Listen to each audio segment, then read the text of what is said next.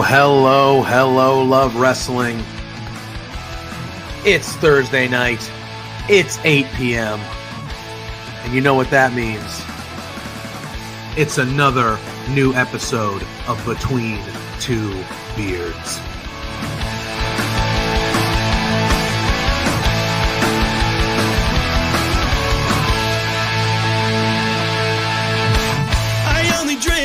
Can we start off with the biggest news of the week? The Rats lost!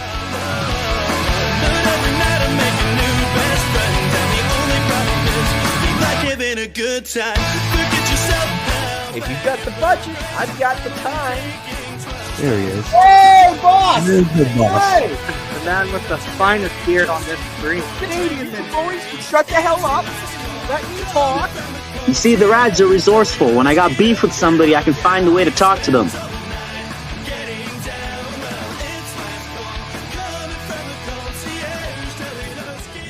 And listen between two beers. Getting down.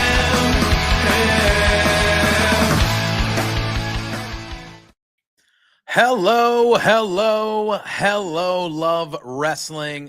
Are you mocking me? No, I'm going along with you. Pacing. Okay. Pacing. Okay. You sure? Yeah. It's practice. It is Thursday night. It is 8 p.m. And y'all know what that means. It is another new episode of Between Where JPJ will yell at me. Beard. No, that's not true. That's not. See, It's not Sullivan mocking. gets it. You were mocking. No, Sullivan saw what I saw. Sullivan is a pot stirrer, and I want you to know Saw what I saw. every time I host the show that you're not a part of, or if you're not here and you're on vacation, I always go, hello. Oh, wait, I'm not supposed. That's not I'm my sure. No, thing. you don't. That's not true. Sometimes, You don't do that. Sometimes. Do you really? You don't do that. Sometimes I go, that's not me. When you're not no. here, I definitely do it. Well, I appreciate that. I appreciate Like you. Out of keeping- honor. But keeping the bit Jason's alive. in the house saying respect the crow. Yeah, and we got Sullivan, we got Jason in the chat there in the house, but we got one of our pals. We got a big guest in the house, in the actual house tonight. Uh-oh. No, you're good. You're here. You got choppy Okay, I and thought- froze for a second, but you're good, babe. I think weird. That was weird. But Listen, anyway, before my internet crashes, we have Mrs. Pluggo in the chat. yes. We're Well, gonna we'll do stop we what gotta we're do. We doing. gotta do the thing. We gotta respect Mrs. I Pluggo gotta at all times. We acknowledge, gotta do the thing. acknowledge my tribal cheeks, Mrs. Pluggo. There it is.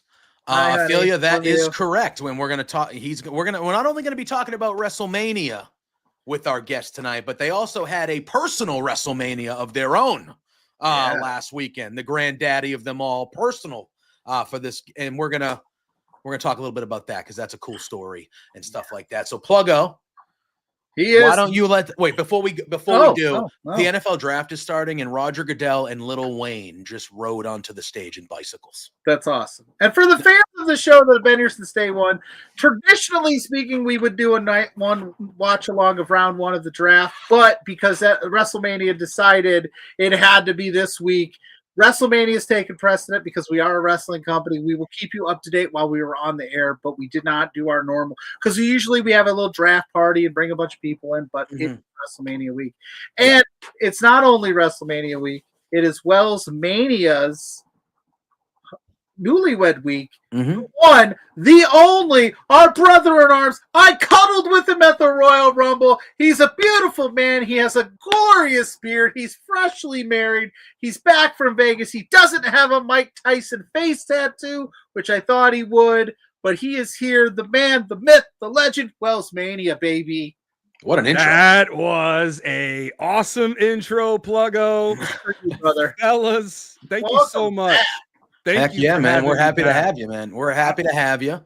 You know, Shout out to Mrs. WellsMania for allowing you out of her Correct. sight to come hang out with us. Here's my new hardware. Beauty. Right there, baby. You love it. You love it. The greatest championship you'll ever own, right there, man. Yeah, who would have thought? I got a championship ring before the Tennessee Titans got a championship Super Bowl Lombardi trophy. So just saying. I knew you were a football guy because we have talked about football before, but I didn't know you were a Tennessee Titans fan until we were just talking a few minutes before we popped on live. The draft has started. Your team has the #1 overall pick. Everyone is saying it's pretty much a slam dunk. It'll be Cam Ward. And you are good with that as a Titans fan? That's what you want? You know, to quote Draft Day, Vontae Mack, no matter what. Yeah, I just watched that the other day. I always Cam Ward, no matter what. You know, he's being compared to Steve McNair. Steve McNair was our last great Titans quarterback. We've gone through a carousel of, well, maybe this guy's the next franchise quarterback. Wow, how dare you Wrong. slander the name of Ryan Tannehill like that? He brought you to the Jake Locker, Vince Young. Remember when Jake Locker was supposed to be some hot shot? Was Jake Locker taken in the Jake Locker was taken in the first round. Not by the Titans, but when he was drafted originally, right? Oh, he was taken by in the first round, 10, right? Yeah. Mm-hmm. Holy crap, man. Yeah. That was the Cam Newton draft. There was talks of him possibly going #1. Holy, where'd he go? Wait, Washington? Is that where he was? Yeah. Holy crap. Yeah. Ryan saying stupid mania. I agree. Fernando, what's we're going to get into it. Ophelia, we love you. I heard you missed JPJ's watch alongs this week. We got to get Ophelia in the mix more. Maybe we'll have her come on Beards. We had to, because the watch along. I started a new shoot gig this week, and the watch alongs and my schedule on the content side is a little nutty. I've barely done anything over there this week, so we'll figure out. Yeah, go ahead. Were you gonna say something? I was just gonna dive right into it, Wells. So you went to Vegas for WrestleMania, or did you go to Vegas to get married? Which was priority #1? Be honest. Priority #1 was getting married, fellas. I would assume the wife might be watching. So yeah, I would assume. Now, okay, I think maybe what Pluggo meant was the plan always, hey, we're going to Mania and we're going to get married that same weekend, or was it, hey, we're going to Mania and then you guys were like, oh dang, we're going to be by the way, like, was it what was the plan from the onset there? Yeah, so let me take you back to Money in the Bank last year. John Cena shows up unexpected, drops the bombshell on all of us. 2025 is his last year, which means WrestleMania 41 is his last WrestleMania. My fiance, or my girlfriend, she wasn't even my fiance yet. Yeah, my girlfriend at the time, Ashley Louise, she looks at me before I can even say anything. Is that Ashley Louise Mania? Is that her full shoot name now? Shoot name, yes. Okay. She now has the Wells as her last name, so technically, yeah, she's Mrs. WellsMania. Hell yeah! But she looks at me and she goes, "Yep, I already know what you're gonna say. We're going to Las Vegas. You can't miss that. You got to be there for John Cena's last WrestleMania." So fast forward to August 4th. I am on my way home from SummerSlam. 2 weeks prior, I went to the jewelry store, bought her a really nice ring, got back from Cleveland, got down on one knee and proposed to her. And she said, yes. Hell yeah. And then we started looking at venues and getting quotes. And my goodness, I didn't realize how expensive weddings are. Yes. Ridiculous. I mean, we were in the 20 grand ballpark. And I looked at her and I said, I don't want to be in debt for the next God knows how long paying off that. So then I pitched the idea to her. I said, hey, since we're already going out to Las Vegas for WrestleMania, why don't we just go ahead and get married while we are out there? And she said yes again. So I'm just like, man, I am 777 jackpot. I mean, I'm hitting it big. So we found this lovely chapel out there. Shout out to, I think I'm trying to remember here I am giving a shout out. Can't even remember the chapel. Love Story Wedding Chapel. Hell yeah. They did a fantastic job. I mean, it was very intimate. We had family. We had some friends come out. We got pictures taken. We got a lot. There was a live stream for those who couldn't make it. So Oh, that's cool. Yeah, they could watch. And so you didn't send me the link, man. Well, I like crying during weddings. What the hell, man? No. Yeah, I was so like, I got to stay one track mind and just not mess this up. No, So, trust me. As a man who's gotten married in a bed, I don't subscribe to the whole like, why didn't you invite me? Like, look, man, we did what we had to do. It's okay. that is awesome, dude. So, did you have a John Cena impersonator as your officiant? Could you see him? Real quick, shout out to Tanner Lee. He's in the house in the OPA three-way podcast. I stuttered there. And the Hive's in the house. Mrs. Pluggo was in the chat earlier, Josh. It's gone. So how wrestling centric was this wedding? Well, I did pitch the idea of us dressing up like Macho Man and Miss Elizabeth.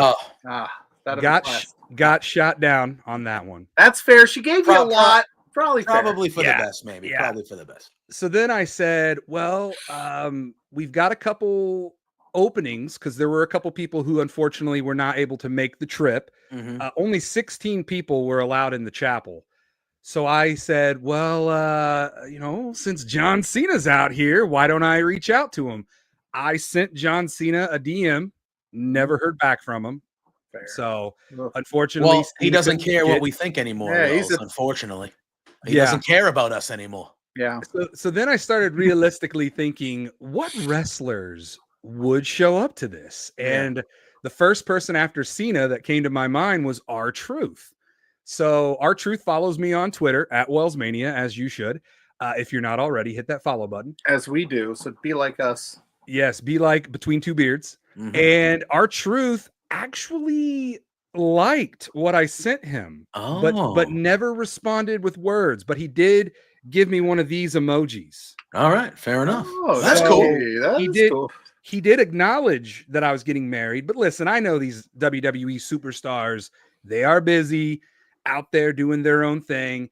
So it was okay that it wasn't wrestling related because I knew what was coming after we got married, because we went out there, fellas. We had a nice little residency out in Las Vegas. We were out there for 8 days. I was going to ask. That's a long time for Vegas. When was the wedding?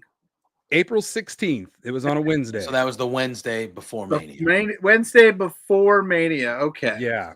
So and did you do the whole? So you had the wedding, you had the little reception, we'll hang out. Then you probably took, I would imagine, that Thursday just for you guys, and then you dove right in with SmackDown, Mania, all that fun stuff, huh?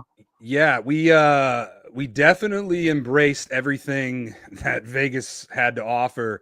We walked a lot. Oh yeah. I didn't drive. We got back yesterday. I hadn't driven since April 13th. That was the last time I drove. So that might have been the longest stretch that I've ever gone in my adult life without driving. We took taxis. I felt taxis were a lot better price-wise compared to Lyft and Uber. Yeah. So if you're going out to Vegas, don't sleep on the taxis. They're cheaper, and they're not messing around out there. They will get you. Yeah, taxi drivers do whatever they have to do. That's how they roll, man. That's how. Now, we got. Sorry, go ahead. No, I was just gonna let you finish that point. And then I had a question about your vows. Yeah, absolutely. You can ask me anything. I'm an open book. All right, your vows, were they wrestling related? How many wrestling puns did you slide into them vows? They were not wrestling related. You're the Kane to my Undertaker, babe. You're the Stephanie McMahon to my Triple H. In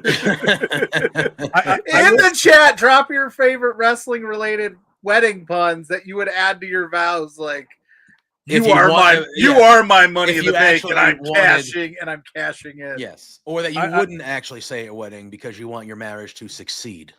Yeah, exactly. And listen, my wife is not the biggest wrestling person.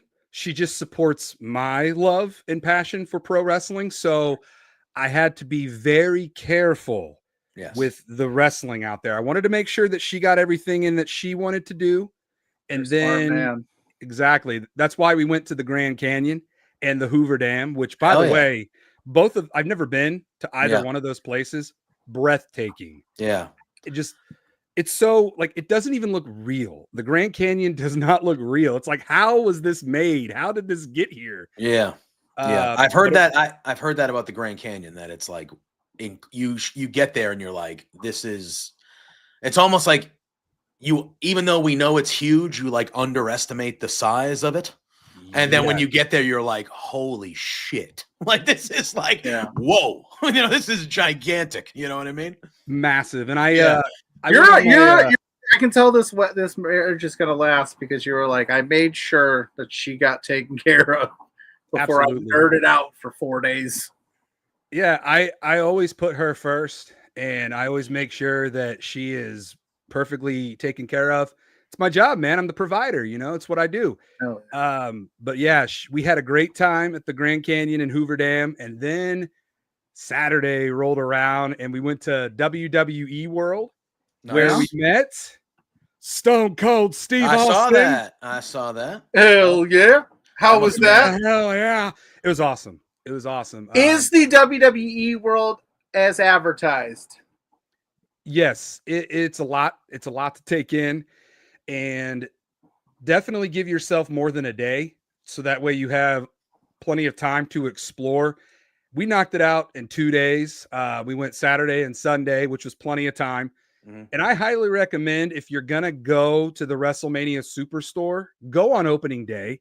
I did manage to talk her into going on Thursday, because I told her, I said, listen, babe, if we wait till Saturday or Sunday to go to the WrestleMania Superstore, it is going to be a madhouse. So if we go Thursday, opening day, it won't be anywhere near as crowded as what the weekend is going to be. And she was like, okay, we'll do that.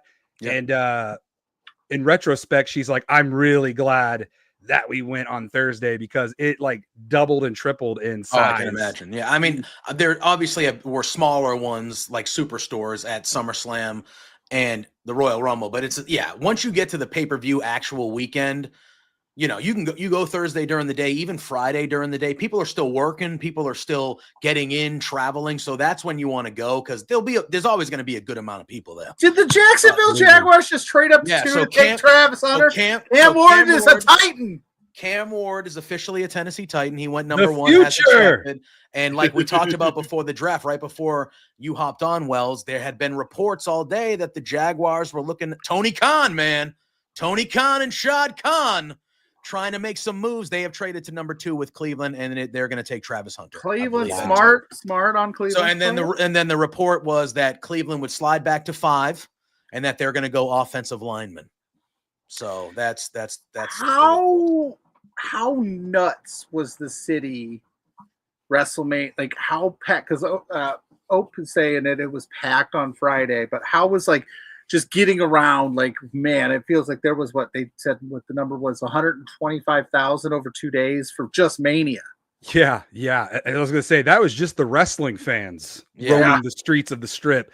It was pretty busy, but I am so used to a lot of people, so it didn't really faze me. I was more worried about my wife, because she's not, how do I want to phrase this? She doesn't like people like the way I like people. She's she's like a behind the scenes, doesn't want to be seen, doesn't want to be heard kind of person, whereas I want to be front and center, right in front of the camera. But opposites attract. She balances me out.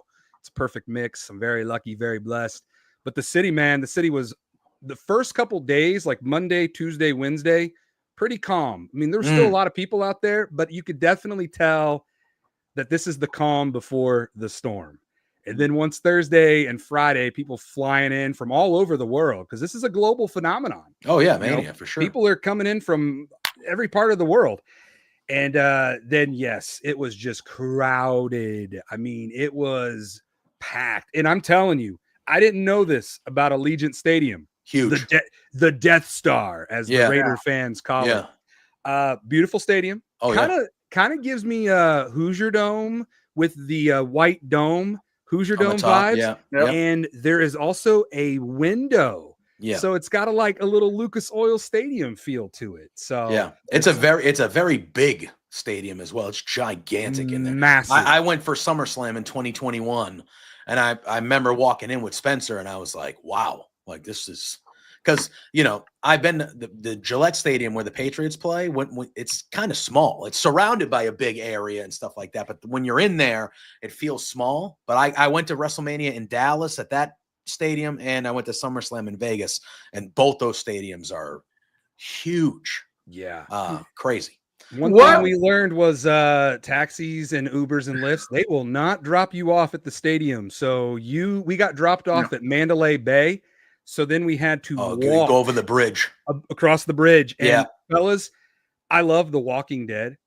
I felt like I was in a horde of zombies heading into WrestleMania and heading out of night 1 and night 2 of WrestleMania. It was just insane. Yeah. Just people's like shoulder to shoulder, butt crack to butt crack. Everybody was on top of each other. Yeah. It was a wild scene, wild sight. Yeah. Ugh, that sounds they're showing Tony Khan is hugging everybody. He's handshaking. He's jumping. He's hugging his dad right now. They took Travis Hunter, didn't they? It's not. I'm watching it on the ESPN feed, and they haven't announced it yet. They're showing the war room of the Jaguars. Also, Tony Khan is literally running around the. I was hoping that somebody would have cracked him with a chair last night so he could do the neck brace. The neck brace thing. I wanted it again. I thought they're gonna draft Powerhouse Hobbs. They could. The pick is in. I'm getting. He's like the Death Riders, number 2 overall. Yeah. I am getting the thing that the pick is in. So I think we'll wait to talk. No,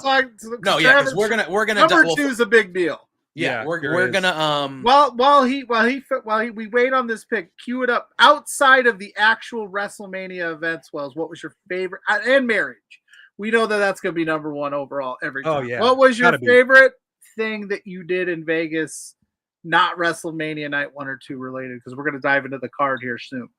I think just being in Las Vegas, just the environment. By the way, time is not real out there in Las Vegas. And here in Indiana, out in Las Vegas, we're 3 hours behind. Yeah, and that threw me off for like the whole time out there. Yep. Like my wife and I, we'd be laying in bed, and at 9 o'clock, and it's like, really, it's midnight back home. Like, what are we doing in bed? Like, let's get out and go gamble. Gambling was fun. How much money did you lose? We actually went up. We look at you, dude. You don't have to tell us the number. If you want to put it in the private chat, you can Venmo me a portion of it. Yeah, exactly. We left Las Vegas up, so that was a win. Hey, that's always a plus. And real quick, here's a funny tie-in to the Jaguars. When we were at WWE World, they had this massive row of the legacy title belts with all the teams. There was one NFL team missing. And that was the Jacksonville Jaguars. Wonder why. I wonder why. And I cut a TikTok. Haven't uploaded it yet. I still have a ton of content that I have not uploaded. It's just been a wild week. My growth on TikTok, I gained over like 3,000 followers. So thank you all so much for following me on TikTok at WellsMania. Here's another thing too. We stayed at the Park MGM. Cannot put that hotel over enough. Smoke free. We love smoke free. Very clean, very nice. A lot of really cool places inside of the hotel. But the view that we had, we could see Allegiant Stadium. So every day that I woke up, I got to look out my window and off into the distance, seeing the beautiful mountains, the beautiful mountains out there, but also seeing Allegiant Stadium. It's all right. You're a rookie, Wells. You're a rookie. So I'm going to school you up real quick as a guy that's been in the game for 8 years. You woke up every morning in front of your beautiful wife, looked her in the eyes, got out of bed, then got to see the stadium. Yes, absolutely. Looked at her. Good morning, beautiful. Gave her a kiss. There you go. I saw the most beautiful sight laying next to me. Yeah, there you go. And then I saw the secondary nature of Las Vegas. You'll get it. We'll get you schooled up. I've got years of experience, the bumps and the bruises. Any advice throughout this episode? Feel free to let me know. Let me have it. Because she's always right, brother. She's always right, even when she's wrong. Exactly. Yeah. Travis Hunter went number 2 to Jacksonville. Oh, And he's am I a literally- Jacksonville Jaguars fan now? Let's and go. he's literally like he was skipping out to the stage like he's having a good time. He's having a good Listen, time. He's ready to go, haters- celebrating. Haters are gonna hate, but No, I like love Hunter. Travis. Yeah, Hunter. I love him. love He's dancing on the everything he stage right now. does. I don't love that pick because he's now in the AFC South, Yeah. and he's going to be a problem. Then he's I on don't the Jaguars. I don't love that pick because literally like a month ago, everyone was saying he could be there at 4 for the Patriots. And I was like, if these 3 dumbass teams do, please, No offense, please.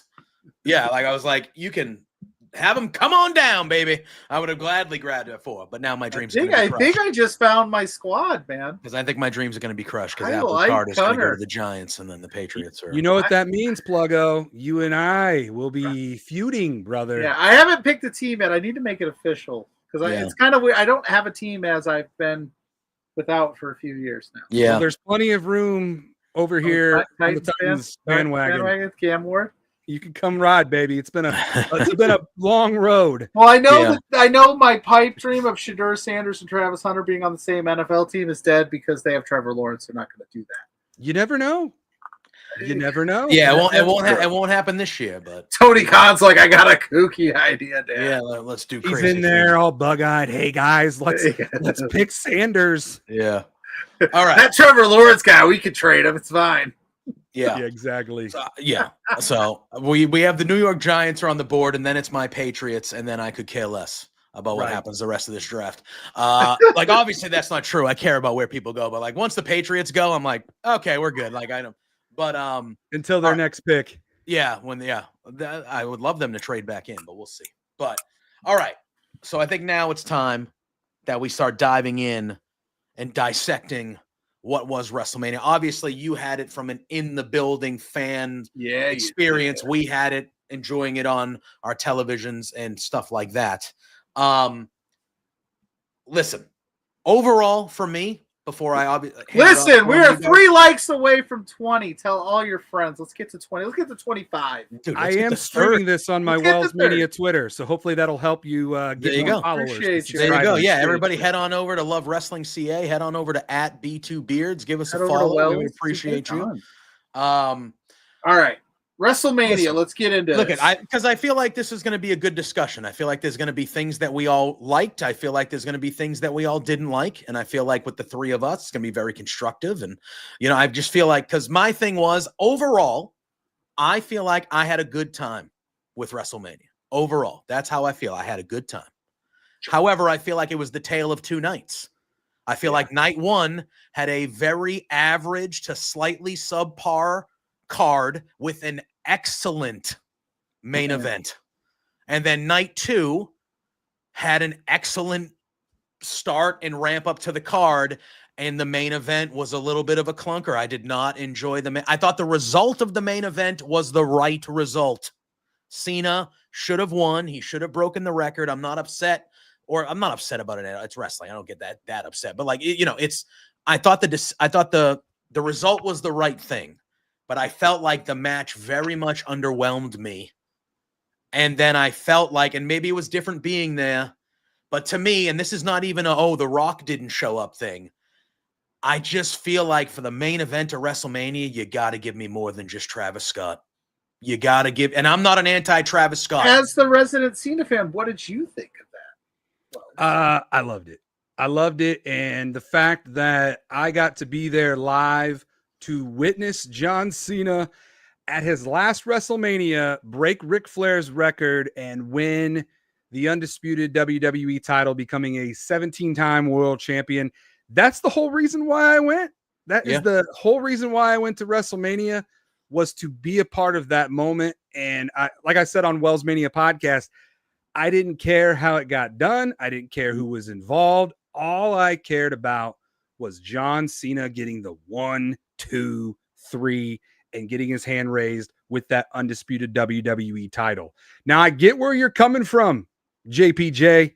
Trust me, the buzz was real. The buzz was real all weekend long. People were chattering about the most electrifying man in all of sports entertainment, The Rock, being there at WrestleMania 41. Hell, there was even merch at the WrestleMania Superstore. I saw a shirt that said, "Finally, The Rock has come back to Las Vegas." Yeah, that was kind of messed up, right? Yeah, and The Rock had his own hashtag emoji on Twitter. He did. So, and then of course, the entire build heading into WrestleMania, all signs were pointing to The Rock being a part of the main event at WrestleMania 41. And the buzz during the end of that match, everybody could feel that The Rock was about to come out.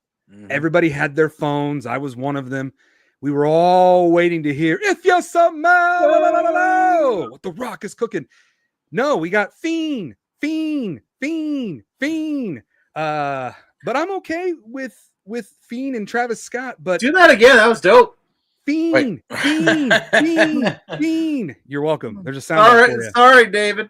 But yeah, when Travis Scott came out, I'm like, okay, there's Travis Scott. That's the starting point, right? Exactly. That's what we all thought. Yeah. Now The Rock is gonna come out, and then Travis took his sweet ass Undertaker time getting down to the ring. I think it was like 3 minutes before the dude got to the ring, and I'm like, okay, is this a Papa Shango moment from WrestleMania 8? Where the hell is The Rock? Yeah.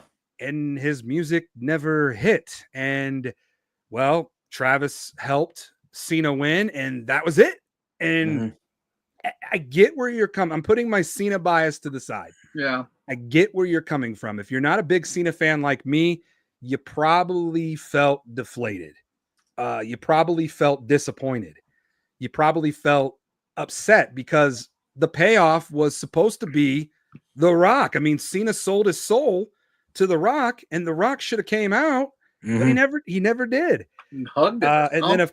And then of course we heard on Pat McAfee's show why The Rock didn't show up. But I wanted to get to that too. Yeah, because The Rock has had a week. Oh no, it's Lou. Lou's like, oh, I heard you're talking about The Rock. What can I? I did want to talk about that. Too deep into that. Can I just ask, what is with? And I don't hear any other shows, movies, entertain just saying shut up and watch it and don't like. They were very like in the media, like just watch it. Why are you criticizing it? Just let it play out. And you're like, but I don't hear that with any other type of media where it's like, yeah, but it's a show. We're dissecting what we liked and what we didn't like. Like that's what we're here for as fans and as people, especially us who cover the three of us. But it just felt like you're like slapping us in the face for getting invested in your product and not liking certain things. Well, can I say? You can say whatever you want. Oh, yeah, I know, but like, so my thing is, and Drew mentioned it earlier today when we were talking about this. He said that he thought now knowing what we know and hearing what The Rock said on Pat McAfee and things of that nature, he thinks that Triple H made that comment because Triple H knew what was happening in the main event and he knew that the fans were not going to react well. and he was like, he goes, I still think it was a terrible comment to make. He's like, but I look at that comment now and I'm like, was Triple H like just informed that this is how it was going to go? And he was like, this is not going to, like, I know this is not going to go well. Like, people are going to be not thrilled about this. Like, and he was like kind of telling people like, hey, just kind of try to enjoy it. Just try to be a fan. Don't critique it. Because he knew like there were going to be a lot of people that were like, are you kidding? Like, that was it? Like, are you kidding me? I get that. I get that a lot and I see that a lot on my social media is like, just let it play out. Like, what are you doing? Like, it's a show. It's like, yes, but like, if we just sat here as people and just went, yeah, that was great, or yeah, we all just went, oh, that was okay. At the end of it, there would be no discourse. There would be no discussion. There would be no And somebody said we got worked. Sure, I think a lot of us did get worked because I think we all talked ourselves into a bigger main event than it was supposed to be. Now, again, in absolute kayfabe storyline, John Cena did exactly what he said he was going to do and gave us fans absolutely nothing.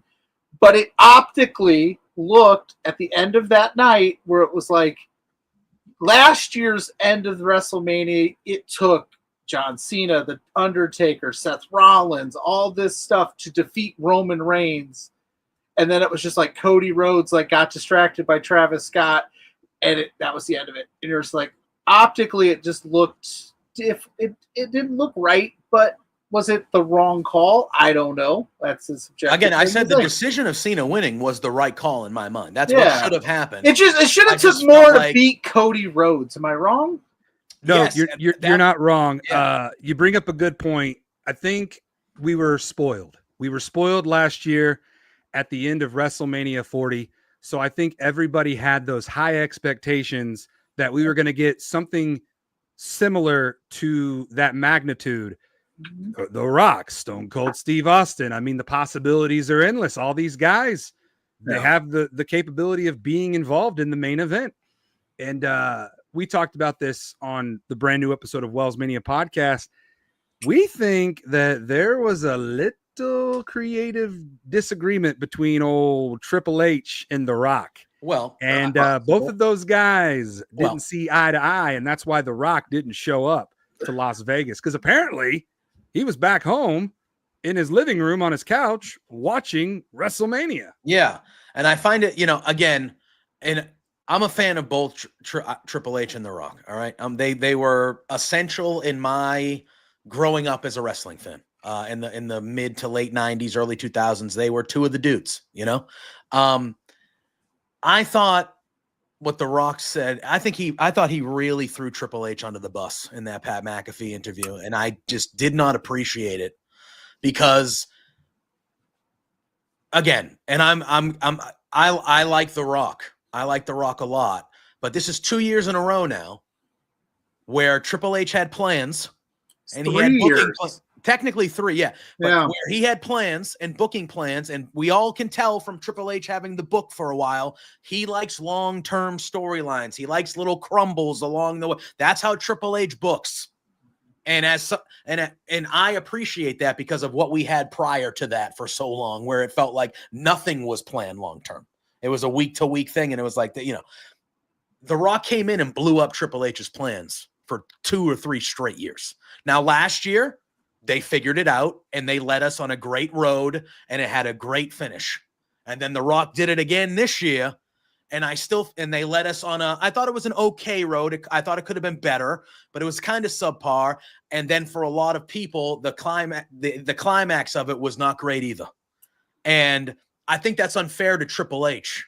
And then I just find it funny that The Rock, after everybody comes out and a lot of people are like, that stunk, blah, blah, blah, blah, blah. 2 days later, The Rock's like, well, I would have done it differently.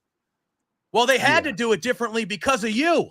Exactly. You got to take responsibility. You got to take accountability because you literally showed up to Elimination Chamber. You got yourself involved in this storyline. We're on the road to WrestleMania. Don't even forget, he showed up at Bad Blood and started this thing a little bit and then didn't pay that off until Chamber. Yeah, it's crazy. And we are on the road to the biggest show of the year. And everybody wants you there. And you didn't have to do much at all. All you had to do is come in, maybe hit Cody Rhodes with the rock bottom. Then Cena goes for the pin. That's literally all it needed to be with The Rock. But we did not get that. And I get where all of you non-Cena fans are coming from, because all of us Cena fans, like I said, we didn't care one way or the other how it happened. But yes, left a bad taste in a lot of people's mouths. It's going to be really interesting to see when The Rock decides to show up in 2025 again, if he does at all, because we could have got The Rock versus Roman Reigns at this WrestleMania. Yep. That is a WrestleMania match that keeps getting pushed aside. And as much as I would love to see it next year in New Orleans, I hate saying this about The Rock. I hate saying it because I love the man, but we can't depend on him. No, we can't depend on him the way that we should be able to depend on him, because he just let us all down. Can I just throw this out there, and I might be wrong, and feel free to tell me if I'm wrong, yada, yada, yada. But he recklessly sometimes says these things, like the year before the Sammy stuff, when Sammy was hot and The Rock, everybody's like, well, The Rock said he might be there. So then everybody threw that out there, and The Rock never happened. And then it's like, dude, you gotta know, like, yes, when you say something, you are the fucking Rock. It carries a weight that most people in that business don't have. So if you even hint at the idea of you doing something, or if you invest in a storyline like you invested in with Cena, we're going to expect you to pay it off because you are The Rock. And Cena hasn't talked about him much at all. It almost felt like you didn't need to do this soul snatching thing with Cody and then turn John at, yeah, you turned John at Chamber and you said it was to help with ticket sales and you were having problems with ticket sales and yada, yada, yada. But it can't be so short-sighted that you have that massive moment and then because we're going to eventually have to turn John Cena back to a baby because we're not going to leave. He's not going to leave in December without being cheered out the building and thank you Cena chants are going to rain down. So it just felt like it was a very short-sighted decision on The Rock's part, and he kind of like fumbled the bag here a little bit. I don't know. I just was a little like, man, why are you saying that stuff right now? You kind of look like you're blaming everyone else but yourself, my guy. Yeah, exactly. He's not taking accountability like, come for on, his actions. dude. Yeah. It's okay. Like, in the history of professional wrestling, not everything hits, and that's okay. And that's one of the things that I think some of the IWC tribalistic guys go, everything they do is perfect. No, there's misses, and that's okay. But to just own it, be like, yeah, we kind of messed that up. And my problem is, and I agree with exactly what Wells said, I hate having to have this conversation because I love The Rock. Yeah, we all love the guy. But my problem is, if that WrestleMania main event would have hit and would have been a rousing success, he would have on been Pat McAfee. He should have been like, that was the idea when we sat down and he would have been Tommaso Ciampa. Yeah. Yep. Barry Horowitz. When we started this and we were talking about it and I came up with the idea to do this, and he would have taken all that, he would have said that, but because it had the response that it did, oh well, I would have done things a little bit differently. No, you wouldn't have. No, you wouldn't have. And like that's where I get a little about it. It bothers me. I got a question for both of you. How does The Rock redeem himself from this? What does he need to do to get us all back in good graces? His music just has to hit at some show and show up, and we're gonna be like, "Oh shit, The Rock is here!" Yeah, the next time he shows we up, love the man. Yeah, the next time he shows up, he's still gonna be The Rock, and everyone's you know that's gonna happen. Everyone's, it is what it is. But it's like he's gonna show up some random event in Salt Lake City and call some people some crackheads, and we're gonna be like, "The Rock, baby!" Yeah, he's the best. And but like I don't know. That's just simple. But that's what I'm saying. He has that much weight in this industry that is that simple. Just he could come out and be like, "My bad, yeah, I screwed that up." Yeah, I don't know. The Rock can literally do whatever he wants, whenever he wants, and we're gonna love him. We're still gonna love him, and he knows that the WWE needs him more than they need him, or vice, whatever that. Yeah, they need him more than he needs them. He's a big movie star. We sure. Listen, yeah, I get it, but he's still hand over fist one of the most recognizable faces on the planet. He's at a level now where people that don't know professional wrestling go, "Oh yeah, Rock the movie star." Oh, more people know him for that than they do for the wrestling stuff. Yeah, at this point, yeah. So I'm saying, like, he knows that he can do whatever he wants. But, I don't know. Again,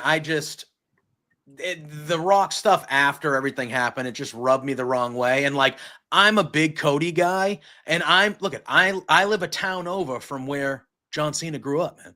Like I'm not going to say in the height of John Cena that I was one of the Cena sucks guys. It's true. It is what it is.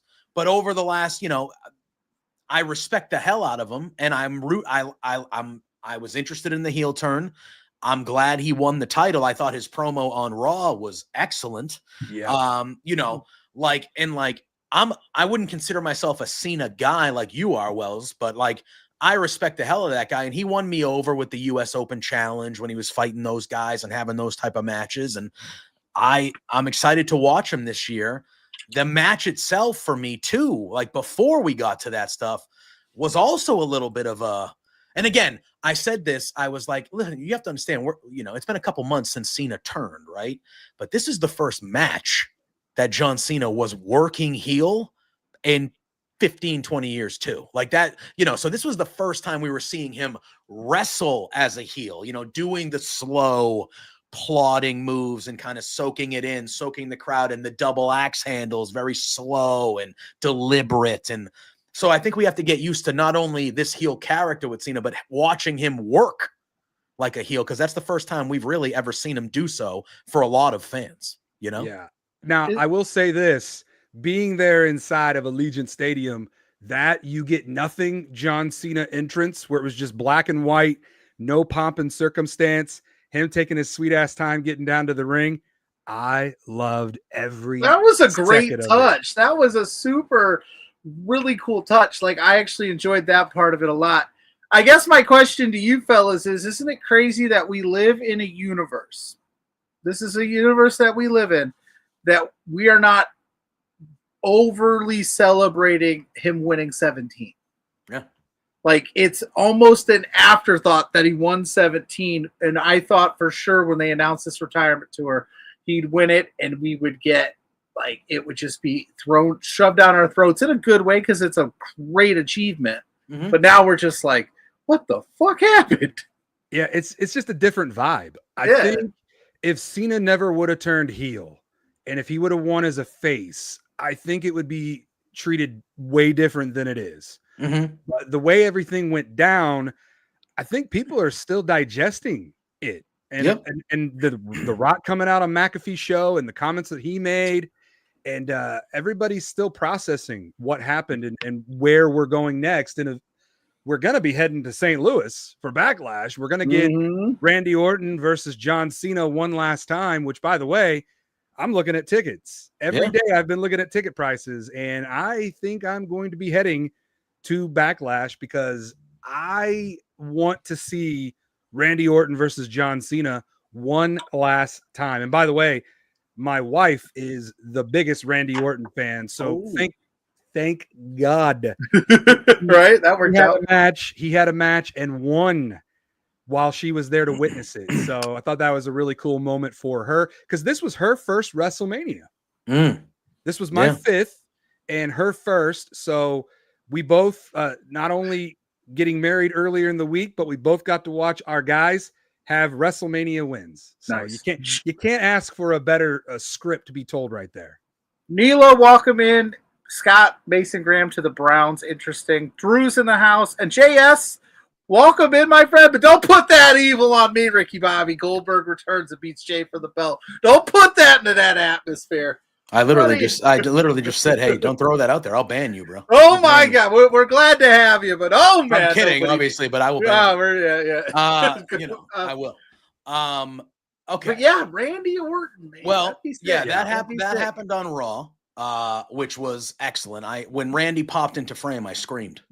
And I kind of knew they were going that way, because, of everything. But Seth Rollins is announcing the Is that true? Seth Rollins is cool. Hey, wrestling is everything, baby. Wrestling is life. Whether you like it or not, it's everywhere. It's everywhere. But obviously there was a lot more. I know that's the main event. That's how the weekend ended and all that stuff. And obviously, Raw was in Vegas, NXT was in Vegas as well. But let's kind of go back to the Raiders just took out Ashton Genty, the runner.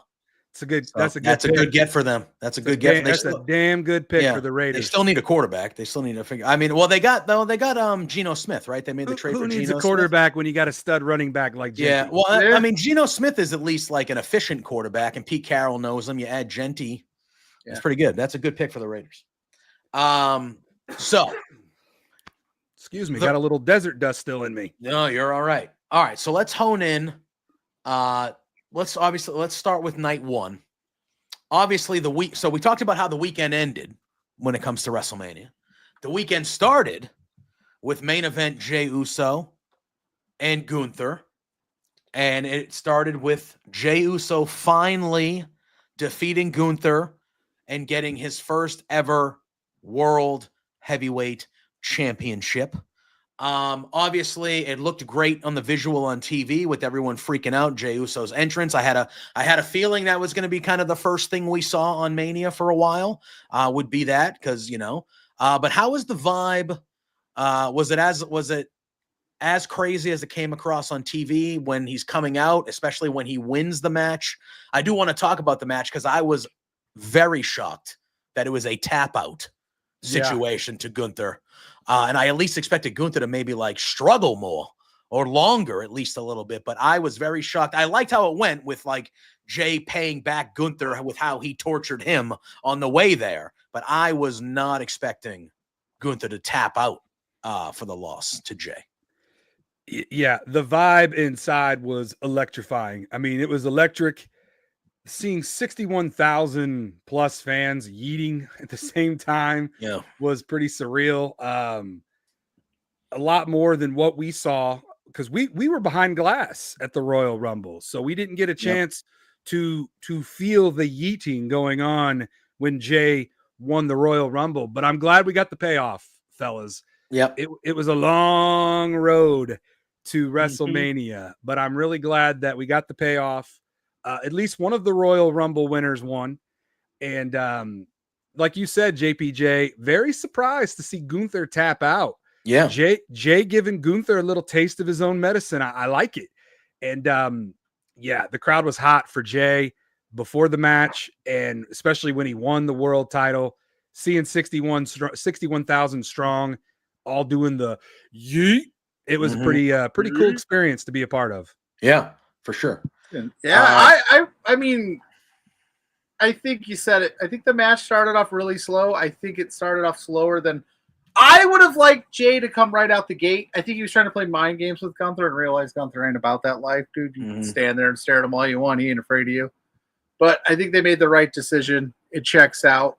You know, I'm here for it. Yeah, I thought so too. And then we kind of saw on Raw kind of a family reunion of sorts as Sami Zayn and Big Jimmy Uso were out there celebrating with Jay after a nice little emotional vignette they had of Jay on Raw, like kind of showing his life and all that stuff. And then they had that, and for that split second they teased you where it looked like Sammy might have been thinking some thoughts about doing something bad to Jay, but everything was hunky-dory. But I thought it was a good, exciting start. I agree with you, Pluggo. I thought the beginning of that match, I was like, this is wicked slow. Yeah. Like, I felt like, what is... After very slow. Jay's entrance, I was like, everybody's hot. We're all fired up. Go in there because, like, you've talked over for a few weeks about how, like, Gunther almost killed your brother. Yeah, man. How are you not jumping that, man? And if the story is you're going to wait till the bell rings, like, come out the gate hot. Just start pounding him. Keep that energy level up. But it started off really slow, and then the surprise quick tap at the end, I think everybody was kind of like, what? But it was the right call. Yeah. Have him win. And no, Eric, welcome to the chat. I did not trim my beard. I did beat it down a little bit, though, because Wells was coming on. And I want to appreciate that. I want to look good for my dude. Hey, if you guys didn't notice, I'm wearing a hat. You are. Did notice. I am not a hat guy. I think I have turned into one. So not only is this between three beards, but it's between three beards with three hats. Yeah, we got the hats, right? Yeah, that's how. There you we go. just need to very get good. we just need to get you in a pair of glasses, and we're all the same guy. I'm coming up on 40, so I think my eyesight might be needing glasses here Me pretty too. soon. Yeah, I was gonna say Pluggo just got his for the first time. Yeah, a few months back. And my birthday's this week, and I turned 39, so I'm coming up on it. I'm old as Happy hell. early birthday, brother. I'm not too far behind you. I turned 39 in August. Hell Brother, yeah. I turn the big 4-0 next Friday. Next week, And you know who I share a birthday with? The Who's that? Rock. Oh, wow. Man, he ain't tweeting you this year because you just flamed that Yeah, he dude. was like, that asshole was talking bad about me last week. JPJ, The hell with him. he's not showing up to your party. Yeah, No, he's not. He never has. He never has. He's gonna ask for your soul, then just not. He's leave you on red, dog. Give me Unbelievable. your soul, and I'll send you some Papa Tui. You know, I would take it. I would take it. I actually own Papa Tui. Me too. I do have it. It works. It's nice. It does. It's nice. The lush coconut. I can't Yeah. recommend that enough. Yep. So I share a birthday I got with The Papa Rock. Tui as well. I share a some of birthday with it's The not Rock good. and David Beckham. That's quite the trio. That's quite the Nice. trio right there with me. My of the top. birthday twin is the late great Michael Jackson, Oh, all right. King of Pop. King of Pop. R.I.P. I think all the celebrities that were born on August 29th, I think they're dead. So I am carrying the torch for them all. I'm still That's here. That's what we got to do. That's what we got to do. Yeah. So night one continues. All right. Here's the thing. I thought night one was the weaker night, but it obviously clearly had the better main event. And that main event was special at the end of night one. But they were matches I liked on night one. I thought Naomi and Jade was very good. I liked Naomi and Jade. I thought Jacob Fatu and LA Knight was really good. And I thought that was a really great performance for Jacob Fatu, like a breakthrough performance. I don't know if you could tell from where you were sitting, but Haku was out there after, which was awesome. Funny Love story. Haku. So my section, they were great. They were loving me the whole night because I got them all riled up and rowdy because I was doing TikToks. I got them involved. So they were treating me nicely. So I appreciate everybody that was sitting in my section. And the kid sitting next to me, he goes, "Who's that guy that just jumped the barricade?" And I looked at him and I said, "That's Haku, and he can do whatever the hell he wants to do. Nobody's stopping that guy. No. Exactly. No, he Haku will kill you with his bare hands. Yeah, he has the reputation of being like one of the biggest badasses and strongest dudes in the history of the business. People still talk about him. Yeah, because that, obviously he was Haku, then he was Meng in WCW, and he, even at his advanced age, he would destroy most people. And he's only gotten stronger. He's got that grown man strength. Yes. So Haku is legit. Yeah, that was a cool moment. That was a great Jacob moment. Fatu in his WrestleMania debut, winning the United States title. You mentioned Jade Cargill. Shout out to Jim Cantori. Yeah, with the weather report. Pluggo thought it was a real weather report. He said last. I thought it was a real report. Yeah, I hate to admit how long it took me to realize that I was like, why do I need to know the weather at a dome? Like, what the hell's going on here? And then I was like, oh yeah, it's Jade Cargill. Shout out to Nilo for the fabulous Three Beards comment. That's a great. We're the fabulous Three Beards. That's our stable. Yeah, I like that. Right. Yeah, Pluggo said that in the Mania Reacts. He's like, I go, legit weather report. I go, guys, because they did obviously they did that last year because they were outside, so they had the weather interaction, and I was like, oh, maybe this is a local dude from Vegas who's super popular, and they just want to give him a quick shine for the whole week for people that may be in Vegas that are outside. And I go, this don't make no sense, and they're like, a storm is caused. I was like, son of a. Yep. I am a moron. You are not a moron. The world's greatest co-host, Peyton Payne, who does WellsMania podcast with me, he doesn't even know who Jim Cantori is. I don't know who he is either. And that it's a Weather Channel guy. He's like he's one of the greatest. Yeah. He gets out there in the hurricanes and covers it. I mean, there's a legit hurricane going on, and you got Jim Cantori out there running wild. Man, he's a legend. He's a legend in his field. Can't give him enough flowers. Yep, 100%. Yeah, I thought that was a good match. I understand Jade Cargill winning. I personally would have loved if Naomi got the win. But I thought it was a good match. I thought it was a great showing for Jade. I thought Naomi did a lot of the work in that match and made sure she was the veteran in there, making sure everything went the way it was supposed to go. I love Naomi and her new character. I think she's going to have a very strong year. I expect her to be a world champion at some point this year, to be honest with you, as that heel champ. But I thought this was a very good showing. And then, like I said, yeah, Jacob Fatu. And then, again, the New Day winning the tag titles from the War Raiders was I felt like that was the right thing to do. The New Day gets their 12th championship as this new heel iteration. I was expecting more from the match because of their history as teams. They've wrestled each other a lot. They've had better matches than this. Also, I didn't think they were really given a great story heading into this match. It was a very couple week build. There was really one or two segments for it. It just felt like it was just lackluster on the way there. And then the match for me was a little lackluster, even though I enjoyed the result when it came to the New Day winning the titles as heels. Yeah, I got a confession to make. That was my bathroom break match. I can't blame you. As soon as Jay won, I looked at my wife and I said, I think this is a good time to go to the bathroom. And it was because when I came back, I saw the New Day going up the ramp as the new champs, world tag champs. And I'm like, oh, so Big E didn't come back. Okay. I didn't miss anything. Yeah. More Raiders looked goofy, and that was that entrance. How did that vibe feel in the stadium? Like, we obviously watching at home, and I'm not saying that they're doing the wrong thing by doing it this way, but the advertisement, the sponsorships, and the iterations, like, how did it feel in the stadium? Because it was a lot on TV. Yeah.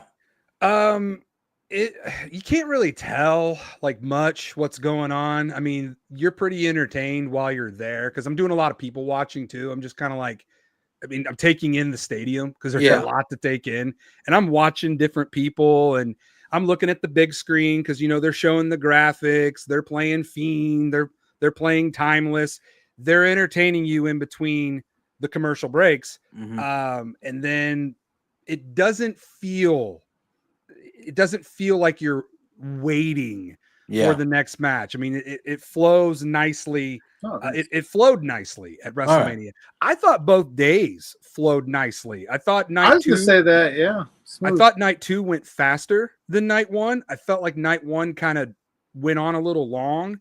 But man, we get to night 2, and I feel like it just flew by. Yeah. All right. So the rest of night 1, so we had the unfortunately, Rey Mysterio gets injured. He can't wrestle.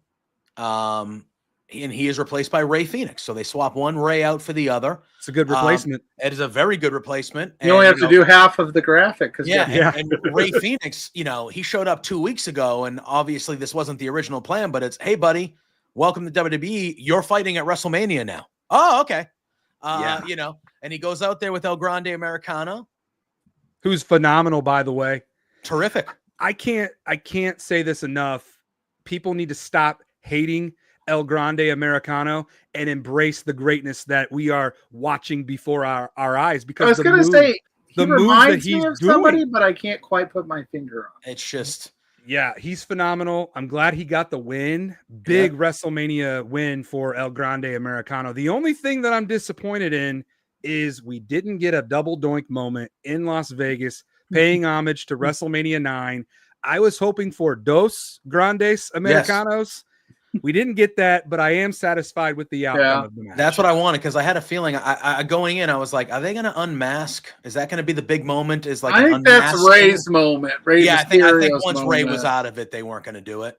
Prolong it a little bit more. Keep suspense going. But I would have loved Chad a little Gable. Who the hell is El Grande Americano? I do like the double doink because of Vegas, the connection with Vegas and WrestleMania 9, because that's when they did the double doink. That would have been good. I was thinking like a Bella twin magic, where he goes under the ring, another Grande Americano comes out, and then when they take off the mask, it's not who these people just seem to think it is, even though we have no proof.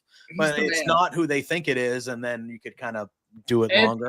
And he's going to end up with a program with Vikingo, which is just going to incredible. Oh yeah, well, we didn't even talk about that, but on the pre-show on Saturday, WWE announces that they've acquired, not that they're just going to have a business arrangement like with TNA. They bought it and fired Del Rio. Yeah, they acquired AAA, the Mexican promotion. They had a whole thing out there with a lot of the Latin American wrestlers already under the WWE umbrella.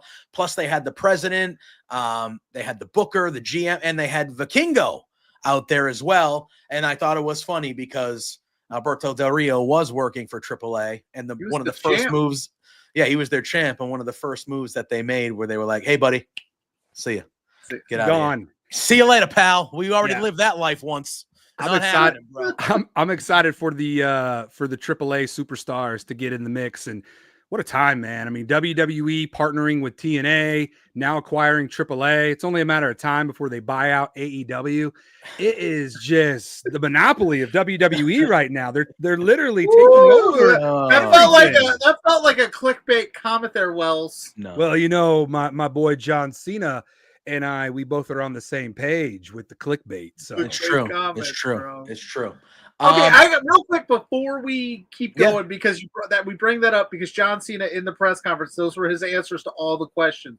Now, JPJ and I, when we went to the Rumble, we got in the press junket. I was supposed to ask him a question. He was supposed to ask him like one of the first 2 questions, possibly first. And Cena said he wasn't taking questions. Would you have been more upset if he was like, "That seems like a clickbait"? No. Thing? No, I would have taken. I'd be like, "That's fine. Okay. That's fine." Okay. I'd have Well, been like, God damn it. I mean, a part of me would have been like, great, I didn't get an answer to my question. But as long as I got to ask the question, I'd be like, all right, whatever. I feel like now, obviously, we've all been in that scenario where you're in the press conference. It's kind of a pressure cooker. It's kind of nerve wracking because you get a quick. You got to be quick. You got to be on point. But at the same time, I would have hoped that I would have had the forefront in mind after like the second time he was like, "That's a quick bait thing," to be like pivot and absolutely ask the most off the wall question I could think of in my mind that had nothing to do with wrestling to see if you could get him to break. Make a statement. Don't ask a question. Just deliver a statement. And that's a good shout too. Wells, I like that. Because I'm always thinking 2 steps ahead. If I get the call to go into the press junket to the press conference, and I can read the room. I've been doing this for a long time. If somebody's not in the mood to answer questions and they're just saying next question, no comment, clickbait, don't ask a question. Give them a statement and make it a good one. Yeah. That's my advice. Whenever you're doing a press conference and the person that's being interviewed is not giving you what you want, give them something back that they might not expect. Because if you come at Cena with a statement instead of a question, you might break him. You might break the man. He might not know how to react to it. Hey, John Cena, I thought you were awesome in Trainwreck. Yeah. The boys do break the noise, John. Peacemaker rules, bro. You do look like the guy that ate Mark Wahlberg. Yeah, exactly. Our buddy Dan Brown in the chat says, if you remember pre-pandemic, Triple H wanted to do NXT Japan, India, Mexico. It looks like WWE might just be acquiring these promotions instead now.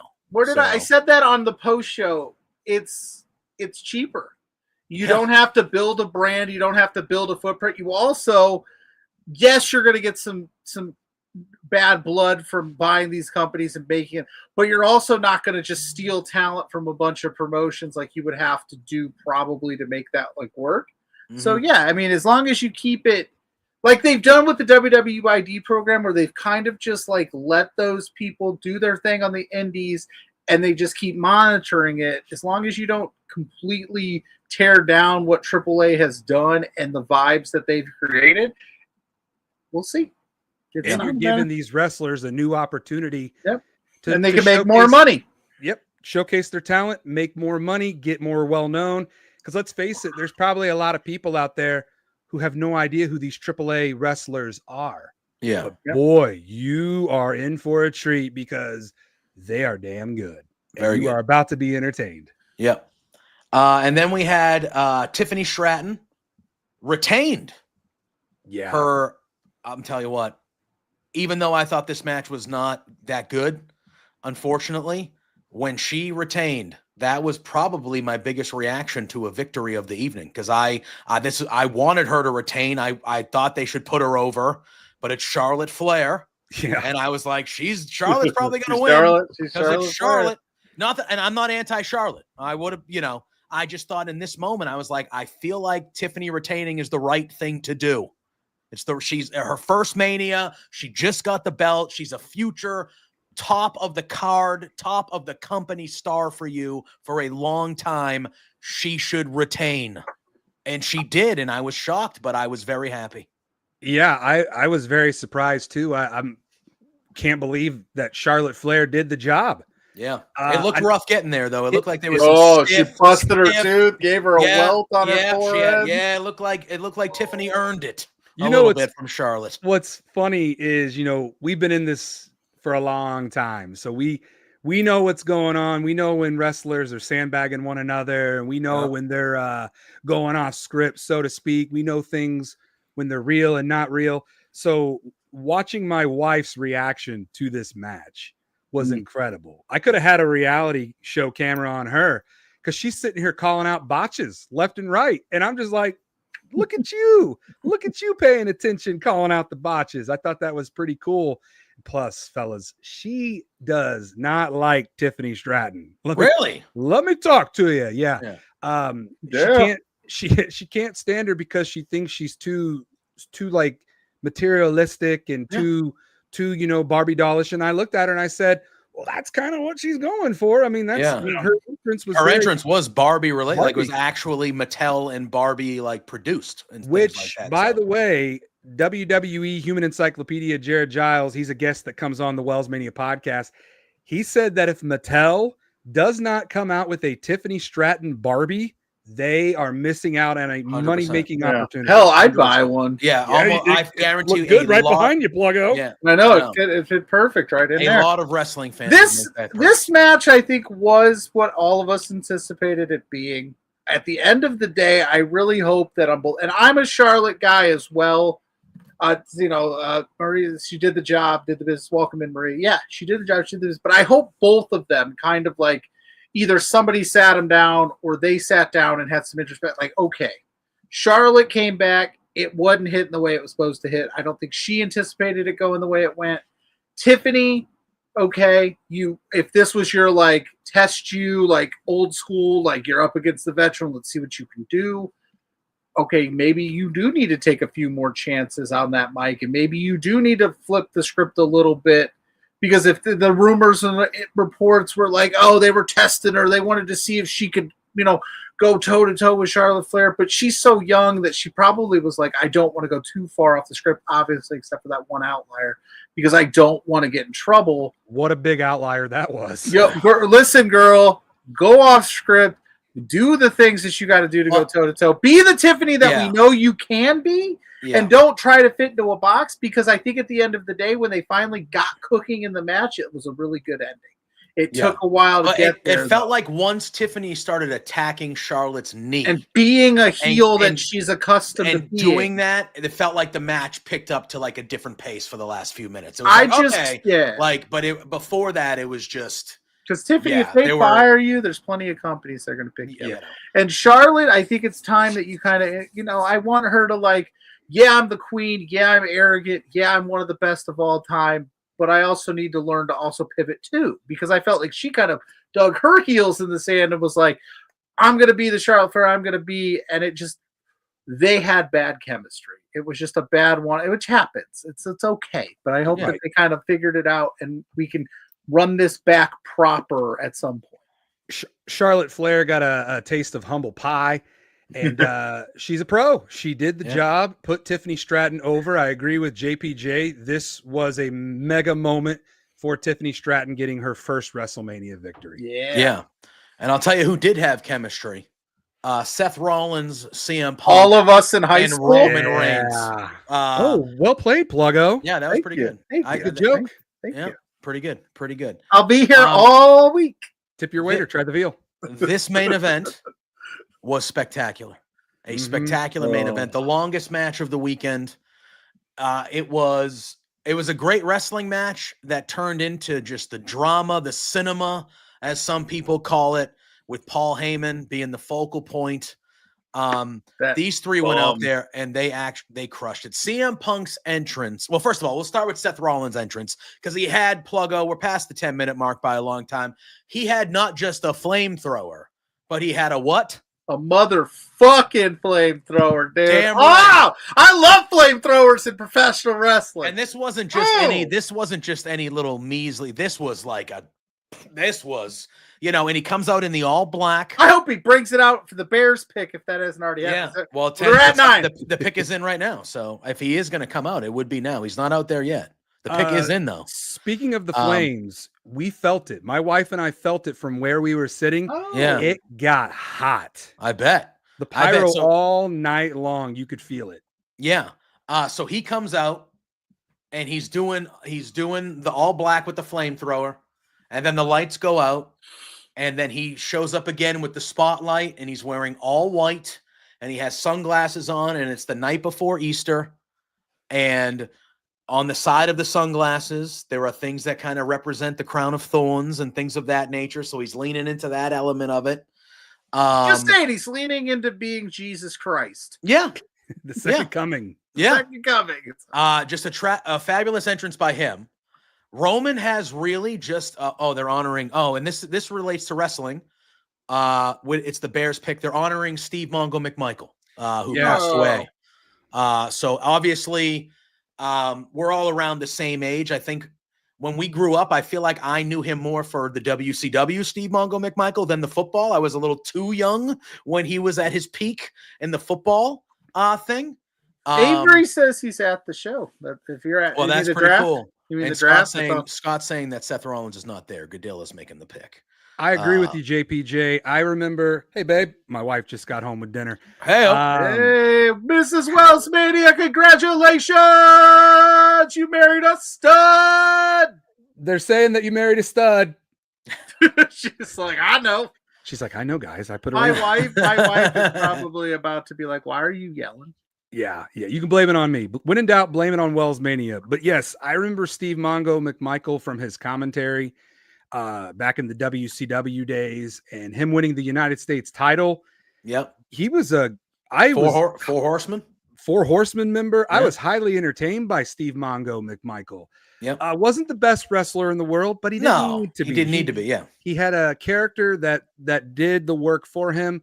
He fit right in. And he had Deborah with him, which added to him. Deborah and that little chihuahua that he used to carry around with him. Yep. But yeah, long live Steve Mongo McMichael. And I'm so glad that he was alive and got to take his rightful place in the Pro Football Hall of Fame. Yep. I'm very happy that happened for him last year. Part of me thinks that he might have been staying alive all these years for that moment. And I kind of had a feeling, just kind of felt now that he's gone into the Hall of Fame, maybe he would pass away. And unfortunately that's what's happened. Yeah. But I'm glad he got to witness going into the Hall of Fame. Yeah. And he had ALS, which is sucks. Just an off. Wow.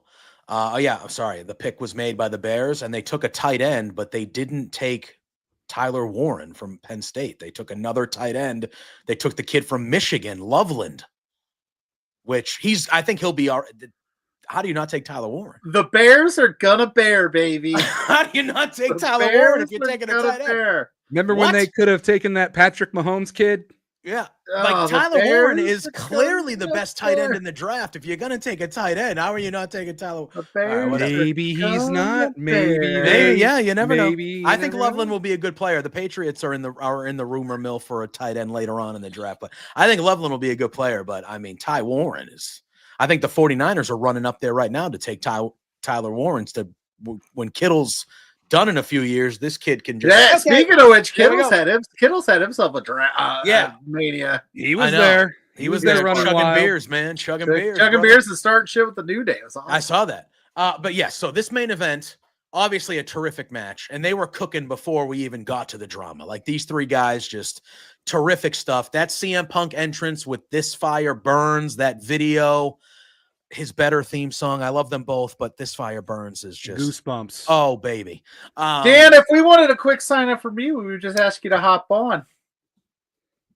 Last time he was on, his internet cut out while he was. Oh, that's fair. That's fair. I was like, wait, I didn't get that at first. And then we get to the moment towards the end of the match. CM Punk and so Rollins gets taken out a little bit. CM Punk and Reigns are fighting, and Paul Heyman goes over to the timekeeper's area. He grabs himself a steel chair. One could argue it might have been the same steel chair that Seth Rollins hit Roman Reigns with 10 years ago, or whenever the hell that happened. One could argue. Survivor Series. Yeah, and he walks it. Monday Night Raw. That was a Raw. Yeah. That was a Raw. It was the Raw after something. I don't know if it was because they fought Evolution. Yeah. The night before and won, and then he turned and because they fought Randy, Triple H, and Batista in a three-way the night before. I think it was a B-level pay-per-view. It was somewhere payback or something like I don't know. Can I just say, as a person that's been doing this for it's been almost 8 years now, you would think I wouldn't keep falling for the tropes and like losing myself in that entrance of CM Punk's and being like, oh my God, he says WrestleMania main event. They gave him such a massive entrance. Oh my God, they're pulling up my heartstrings. He's going to win. Then we're going to leave on a high. I'm a victim here, man. Well, listen. I fell for it again. You want to talk about it, Pluggo? Yeah, we are. I thought the way they did it was brilliant. It was, Because but there was a lot of rumor going in. Oh, Heyman's going to leave with Rollins. That Rollins feels like the third guy here, so everyone's like, I think Rollins is going to win. He feels like the third of the three, and then they kind of. And then I thought the promo work that Seth was doing, especially the last 2 to 3 weeks, was just really, really good stuff. And you could tell that he was loving the fact that Heyman was in turmoil, and he was loving that they were kind of too involved with each other and not. He was just eating it all up. We get to the point. Heyman has the chair. He's looking at Roman and Punk. He slides it over to Punk. Reigns looks at him like, you son of a bitch. He gets in there. He's standing next to Punk. He goes, hit him. Gives Punk a low blow. Then Roman, huge smile on his face. He's like, yeah, cool. Heyman gives the chair to Roman. He hits Punk a few times with it. And then Heyman goes, wait. And he kind of points at Rollins and he goes, "Your tribal chief, the main course, man. The main course is right here." And Reigns' attention turns to Rollins, and he moves Heyman aside, Reigns, to get in the perfect spot to hit him right in the penis. And guess what? Roman goes to lift, and Heyman he kept it under there. He went side to side. He kept it under there. He went deep with Roman. Got a good feel of the OTP. Yes, he did. He knew what was going all on. the years of mental He could anguish. describe it in depth. He was down there for so long. Down to the vein. In depth. Well, you didn't have to go there, but in depth. What show do you think you're on? A one that's going to get monetized on friggin' YouTube now. Well, Jesus. if anybody'd like to send a super chat to offset me talking about the veins, Jesus. Roman veins, and then he says it again after I just basically tell him not to say it. I see what you did there, Pluggo. Yeah, I did. Well, we'll play pun. Yeah. And then we get there. Yeah, and then we get there, and Seth Rollins curb stomps Roman. 1, 2, 3. Not only does Seth Rollins win the night one main event, he also is now the newest Paul Heyman. Well, not the newest anymore because of Raw. But at the time, he was the newest Paul Heyman guy, and Heyman turns on his tribal chief and his best friend. Just an excellent main event, a dramatic, excellent ending of storytelling.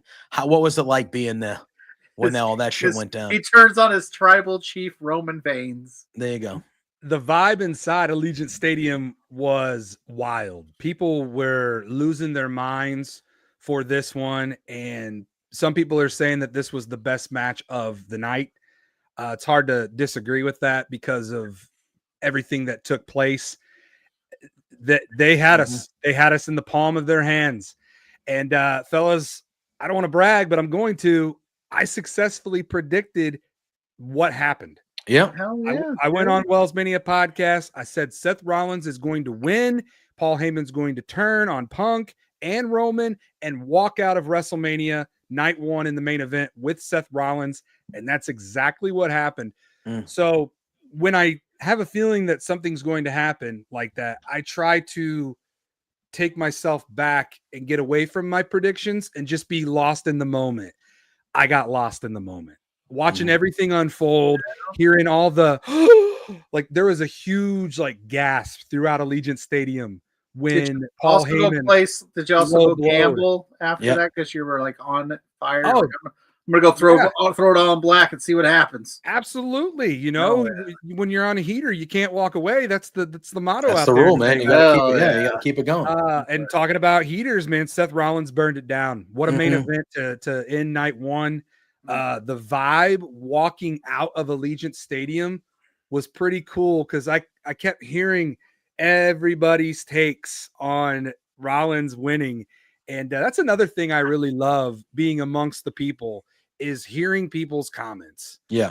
Because it's so all over the place. You still got people walking around, holding up the ones, acknowledging Roman Reigns. You got people over here saying, CM Punk got robbed, CM Punk got screwed, he should have won. That would have been. And then you got people that are embracing. They're embracing the Seth Rollins win. So yeah, for sure. What a great way to close out night one of WrestleMania. It was. Because I try to do the same thing. I try to make good predictions and be as on it as I can be. But I also have a heart too. And I was like, God damn it, CM Punk got screwed. Sometimes You have to put your heart to the side and roll with your brain. Oh, 100%. I don't do that. 100%. Only with CM Punk. Sometimes. Yeah, sometimes. And that wraps up night one. And then we go over to night two. So night one ends with the best match of the night. And in my opinion, night two starts with the best match of the night. As Io Sky, Bianca Belair, they might have had the best match of the weekend, boys. I mean, that, these two triple threats, I think, were the standout matches of the weekend easily. These three women to open night two with Io Sky, Bianca, and Rhea. I feel like we all knew the match was going to be good. This was a very, very good main event. And I think at the end, the right person won in Io, the way it went up, the way it happened with Bianca and Rhea, again, still paying attention to Io, but focusing on each other a lot throughout the match. And just the way it happened with Bianca hitting the move on Rhea and then Io with the moonsault and kind of getting the victory that way. Just a tremendous opening match the crowd was hot from the start. For this match. And Bianca had another cool entrance. I thought Rhea had a pretty cool entrance here. Just a really great start to the night. And it really set the pace for night two, which I thought was the stronger night of the both, but just a tremendous triple threat. Kind of bookend night one and start night two with the triple threats. And they both were excellent. And this was a great opener, Wells. Well, I got a confession to make. Were you late? We were late. Oh, no. We went to WWE World, and I finally got to meet Austin Theory, proving that him and I are not the same person. That is true. You do have a striking resemblance. For whatever reason, whenever I'm on TikTok, everybody always says that I look like Austin Theory. So I had to get a picture of Austin Theory. You had to test that theory. And exactly. Well played again. You are a punny man. I love that. Austin Theory is a jacked man. He's a jacked man. He makes me feel like I don't even work out. We both flexed in our pro photo op with each other, and it made me want to hit the gym extra hard. So my goal is to, but then again, when I was Austin Theory's age, I looked like that. Yeah. I am not his age anymore. And as we get older, we tend to lose some of that muscle definition, unfortunately, but I'm not going to let that deter me. I'm going to get on Austin Theory's level. So the next time I see him, I'm going to be like, look, dude, I'm actually your size now. Oh, watch out. But my wife recorded a video. It's on my TikTok of the interaction. He goes, this guy thinks he looks like me. I think he does. So it was awesome. Really cool interacting with Austin Theory. So with that being said, it got kind of late and we come out of the Las Vegas Convention Center and there is a massive line to get a taxi. And we did not make it to night 2 of WrestleMania on time. As a matter of fact, by the time we got there, I saw Io Sky celebrating her win. Oh no.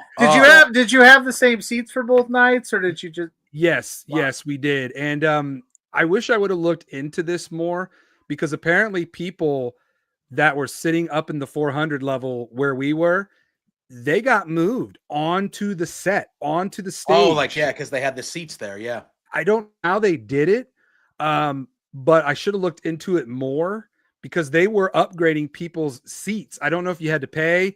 I don't know if it was free upcharge. I'm not sure, but I looked at my wife and I was like, man.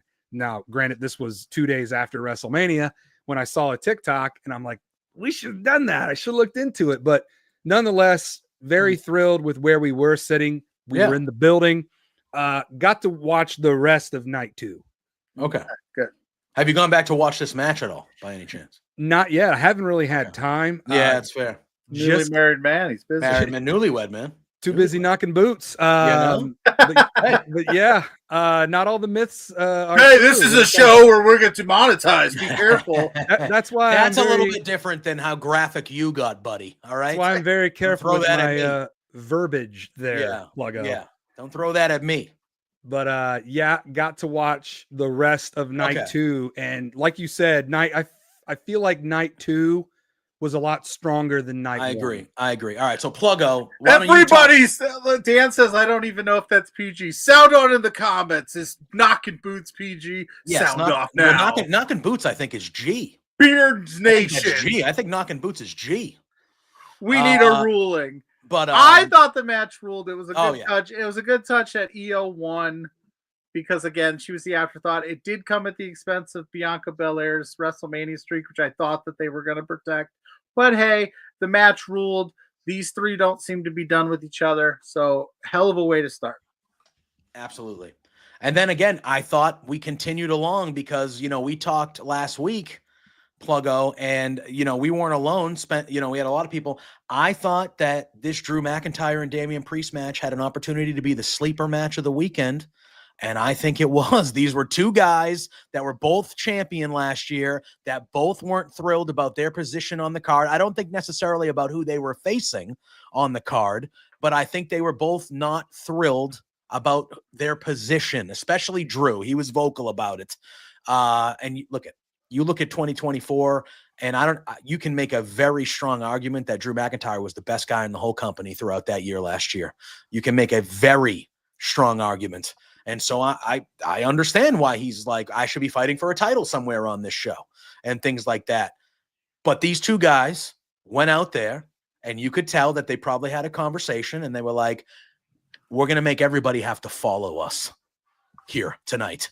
And they went out there and they crushed it in this street fight. This match fucking ruled. Two big guys beating the shit out of each other. That's my kind of wrestling, man. That is my kind of wrestling. I love this match. It met my high expectations for it. And Drew McIntyre got the big win at WrestleMania. But I thought both these guys looked terrific in this match. Wells, I'll let you go. Yeah.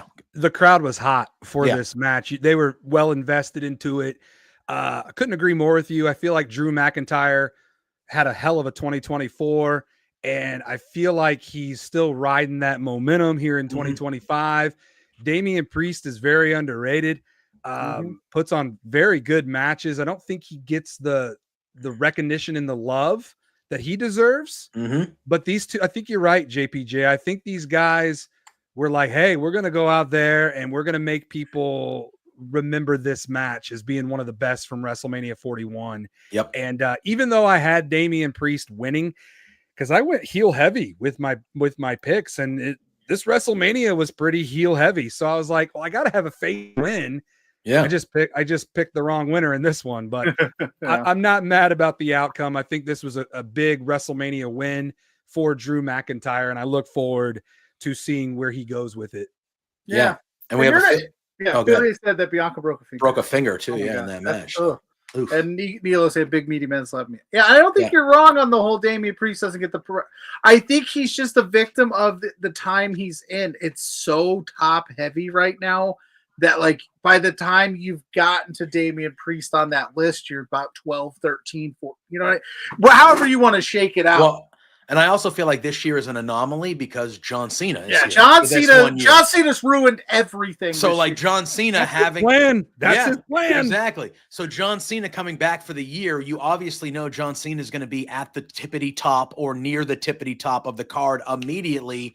So that world title match at Mania is already, Cena's got it. So that just kind of knocks everybody else down. Everybody take a back seat to the GOAT. Exactly. And rightfully so. Like, I know that I'm not a big Cena guy, but he's such a big personality and he's done so much for the business that, you do this, but it does kind of throw some things in a wrench. But I thought the match was cool. Like, I enjoy those two's chemistry and the history, and it was a good time. Yeah, and I thought, and the match made sense. Priest and the guy that turned up, in the tweet mid-match where Drew grabs the phone and takes the selfie and still bored at work, instantly viral. Yeah, great instantly selfie. Viral. A great little moment for Drew. It's those little things that Drew does. I think we were on the watch along, and I think we checked it like right after we saw it, and we checked the tweet, and it had like 200,000 likes. Immediate. It's insane. And then, you know what? The great night continued because we had the 4-way for the Intercontinental Championship. This is where I shine, baby. I called this one well. Yeah. And I'll tell you this one, Dominic Mysterio ends up winning this puppy, and he sneaks away with the IC title, pins Finn Balor for it. And up until this moment, this was, to me, the best crowd reaction of the whole weekend. up until this point. Dirty Dom. This baby. crowd went bananas for that, and to the point where he doubled back on the celebration and ran back in the ring and did an extra little pose. Like, crowd was into this. That pop for Dom winning was loud. Yeah. I mean, that thing was loud. And the section that I was sitting in was a heavily Hispanic section. So they just absolutely went insane when Dirty Dom won. And I loved it. I loved it because it was great to be a part of it. But you could feel that all throughout Allegiant Stadium. The two biggest pops of the night, probably Dirty Dom, and we'll get to Joe Hendry. Yep. Those were the two biggest pops of the night to me. And yes, I loved when Dirty Dom ran right back to the ring, passing Finn Balor, getting in the ring and just soaking it in. Yeah. What a moment for Dirty Dom. Unbelievable.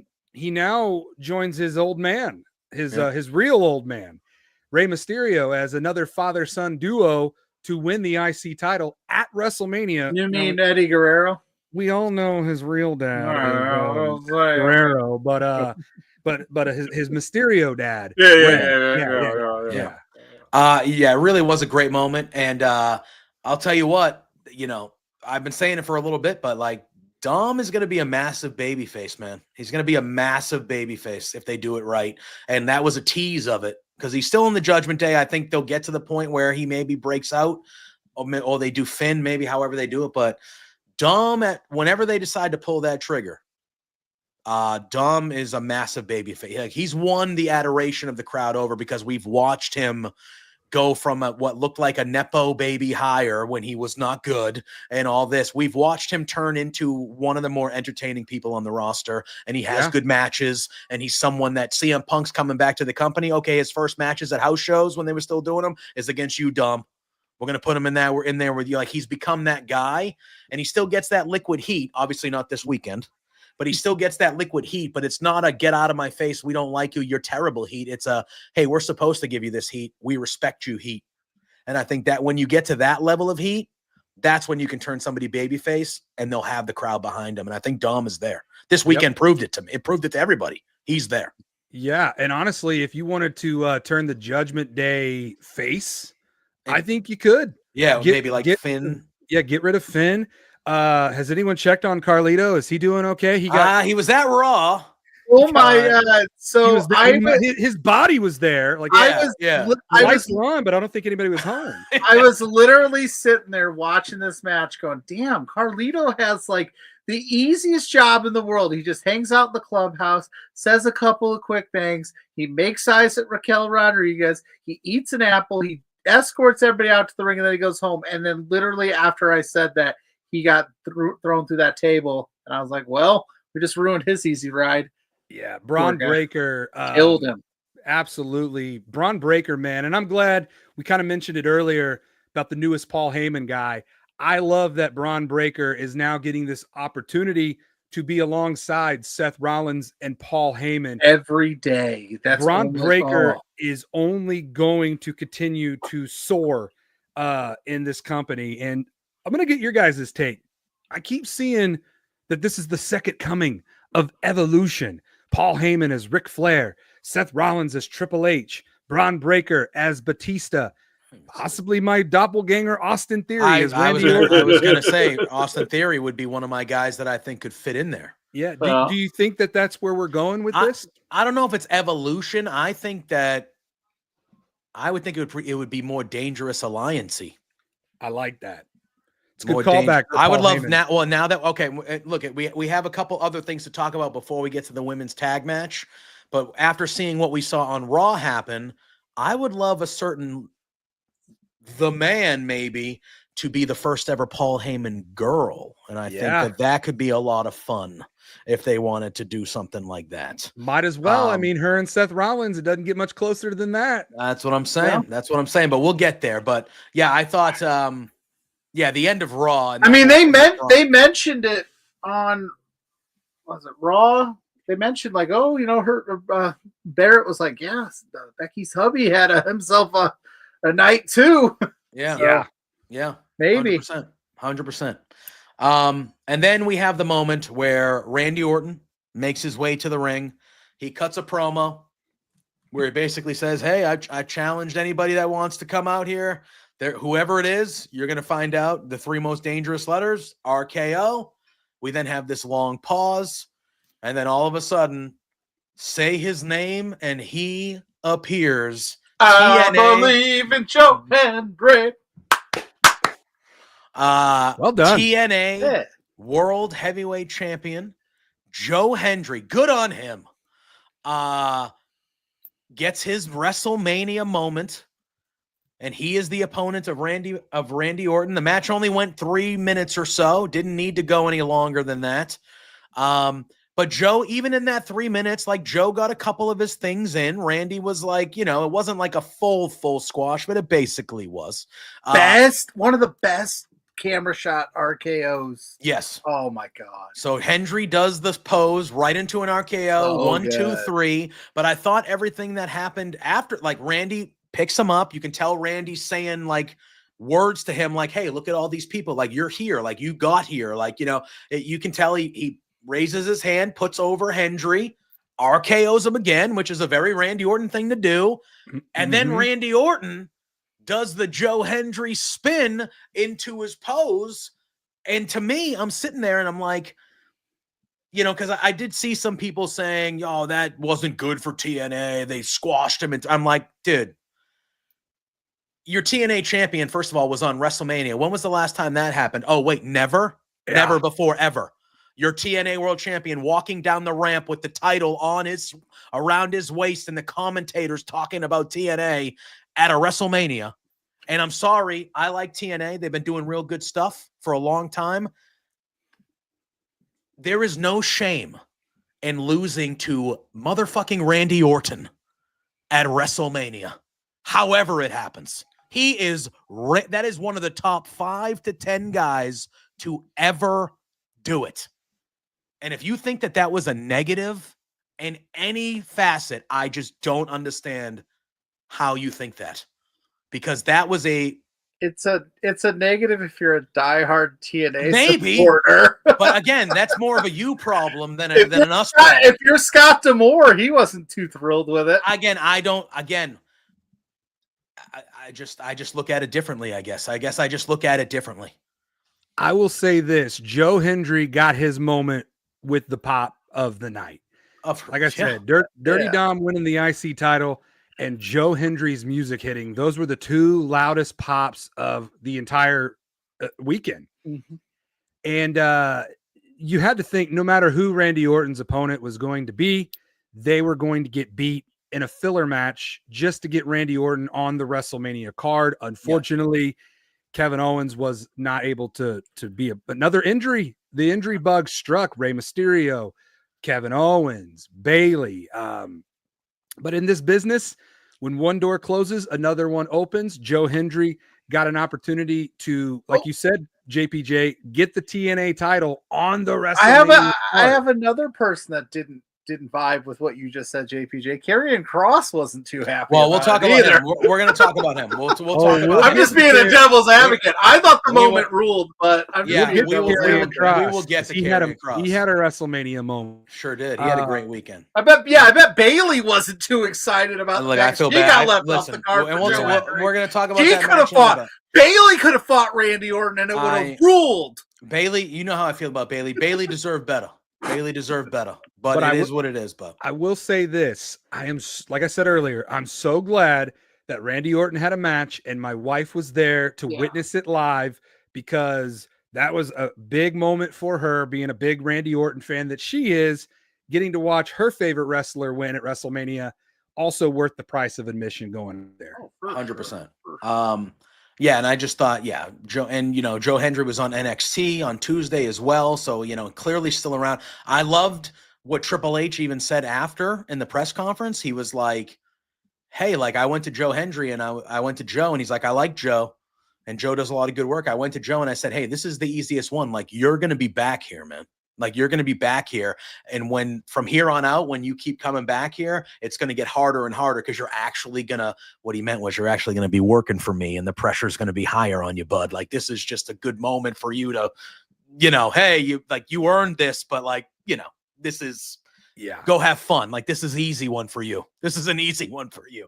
Easy but I like- WrestleMania payday. Yeah, but I like Triple H kind of, putting Hendry over again that way and saying like, dude, like he's going to be here. He's going to be here, Speaking of he's going to be here, Joe Hendry is going to be here in Indianapolis, Indiana tomorrow and Saturday. Yeah, you got a big signings coming this week, like a big convention or something. Expo, yeah. So and I just you're wanted gonna be there doing something pretty cool. Well, yeah, I'll be there too. But Joe Hendry will be there, so I just wanted to get that cheap plug in there for anyone coming to Indianapolis.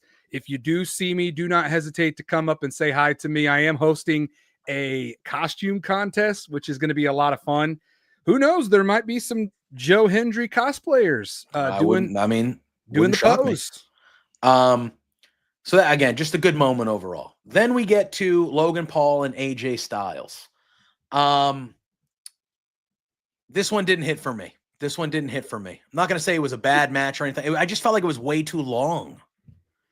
I just feel like if this match was 5 minutes shorter, I feel like it would have came across like they all got their stuff in. Logan hit his high flying moves and his move set and stuff like that. AJ is obviously one of the better in-ring guys, but I think even for his standards, it was a little subpar for him. I just felt like if the match went 17 and a half minutes, it was the second longest match on the show besides the main event. I feel like if this match was 13 minutes, we feel a little bit differently about the match. I could see where you're coming from. I'm a little biased because Logan Paul is my boss. That's my shoot job.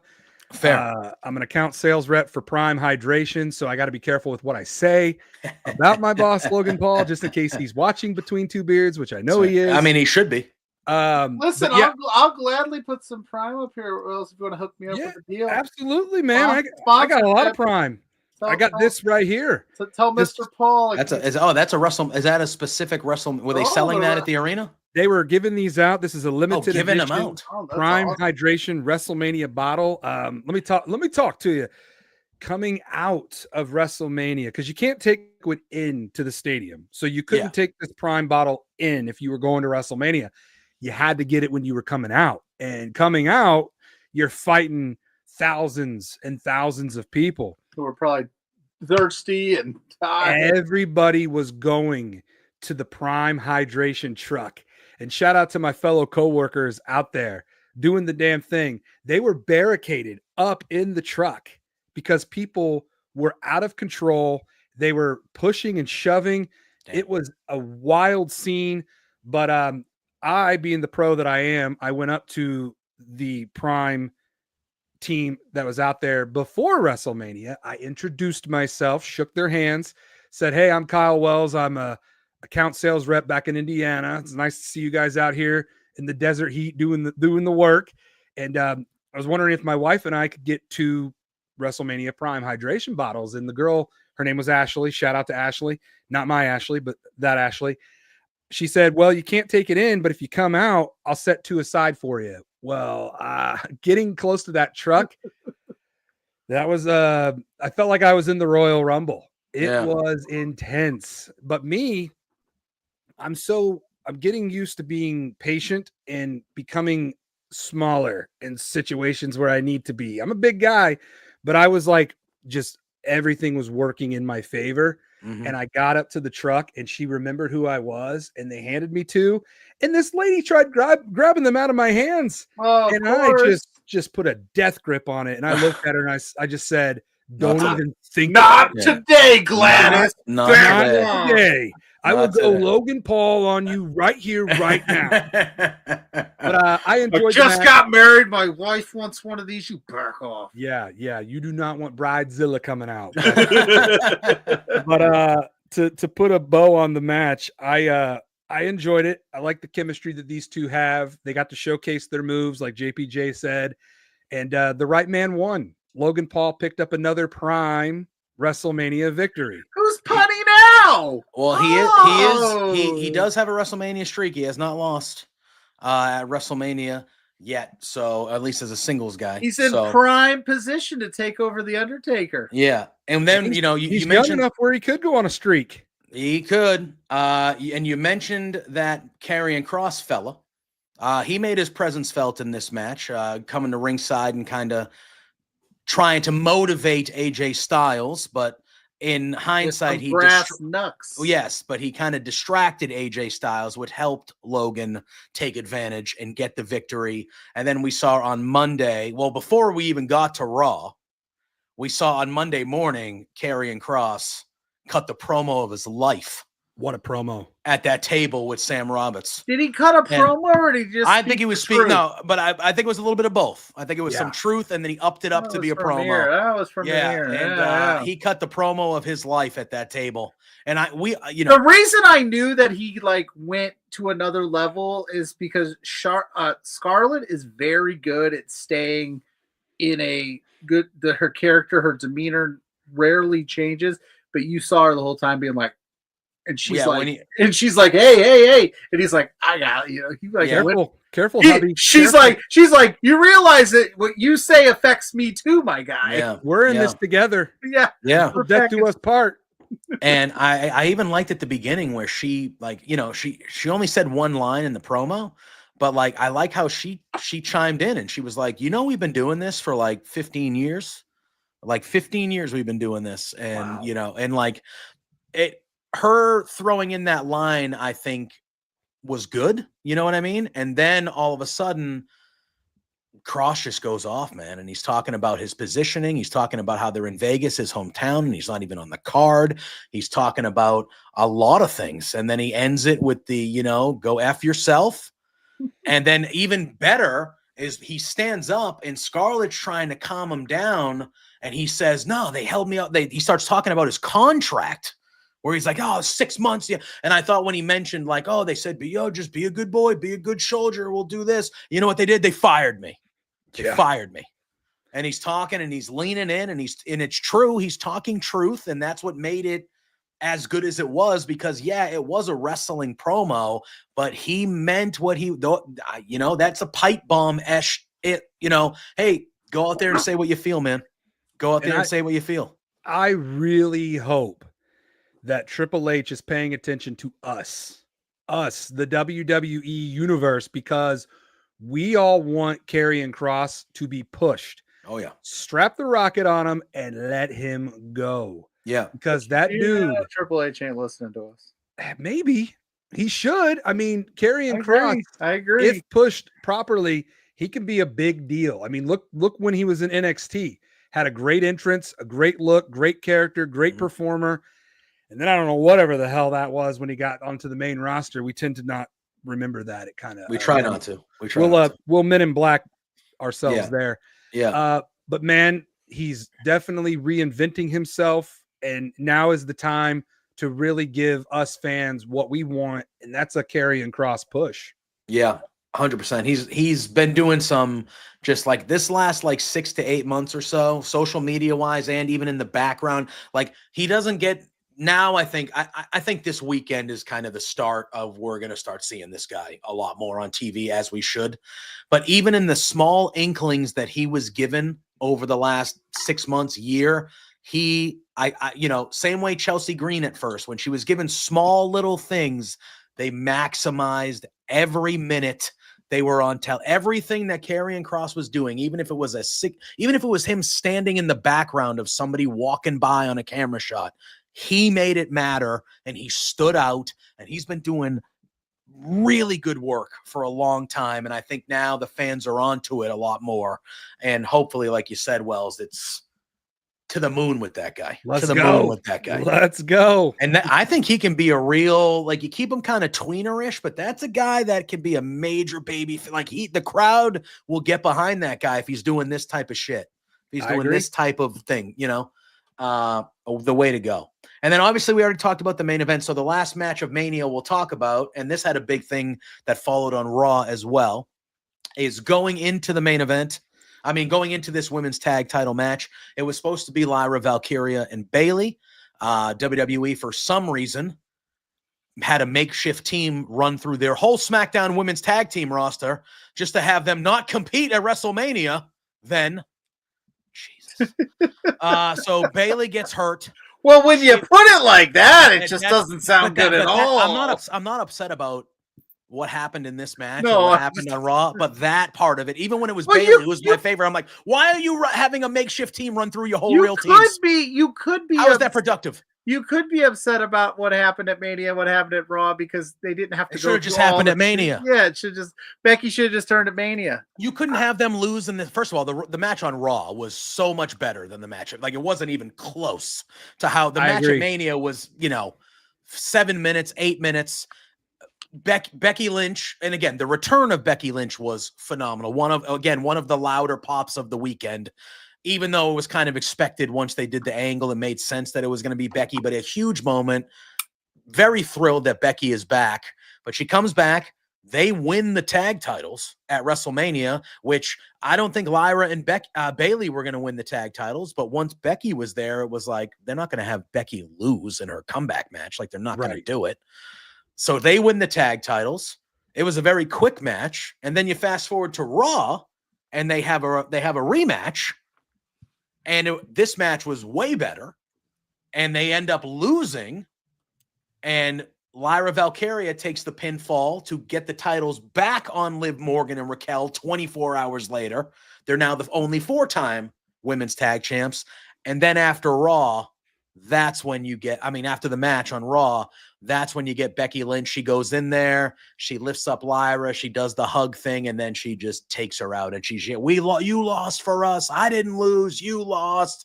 And we see this heel turn. She hits her with 3 or 4 manhandle slams. And that's kind of how the weekend went for these 4 ladies with the back-to-back matches. Tell me about the experience at Mania and just the Becky Lynch return. Obviously, that was like the apex of this. And then, like I said, then we get the big angle that follows the next night on Raw. Yeah, the Becky Lynch return was a huge moment, huge WrestleMania moment. The crowd popped for that. I originally had Bailey turning on Lyra in this match and thus Liv and Raquel retaining. But when I found out Bailey was being replaced and we had a mystery partner for Lyra, I'm sitting there and I'm like, well, it's going to be Becky Lynch and they're going to win the titles.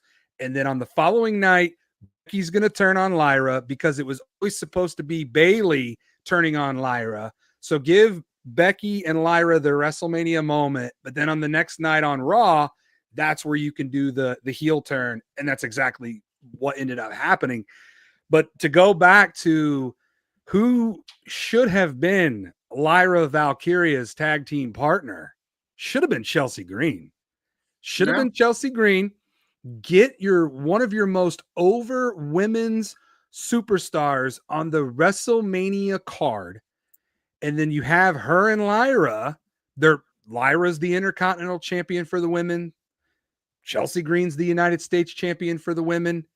It only made sense to put those two together, and then you could have them win the tag team titles. And then on the next night on Raw, that's when Becky Lynch should have returned and absolutely laid out Lyra and Chelsea Green because she's gunning for those mid-card titles. Then you could have put the tag titles back on Liv and Raquel that way. That's just how I would have booked it. But as far as what we got, I think the women's tag titles are a joke at this point. They're cursed. No one cares about them. Why the hell did you not have the women's Intercontinental title or the women's United That's my States main title problem with this whole thing.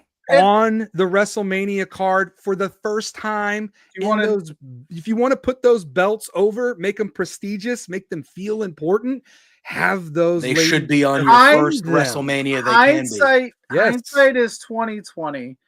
But going into WrestleMania, we all wanted that to be the case. But we're all like, oh my gosh, where are they going to put it? Where are they going to put it? There's not enough time. There's 8 men. The damn night 2 got over at 10:30. Yep. You had time. You could have done some more stuff. You had 3-hour pre-shows. You had concept. 3-hour pre-shows. Go back to putting kickoff matches on the pre-show. We do not need 3 hours of a pre-show when there are no matches, especially. How much of the pre-show did you guys? I mean, obviously, I turned it on at 6 o'clock. Yeah, I turned it on for the last hour.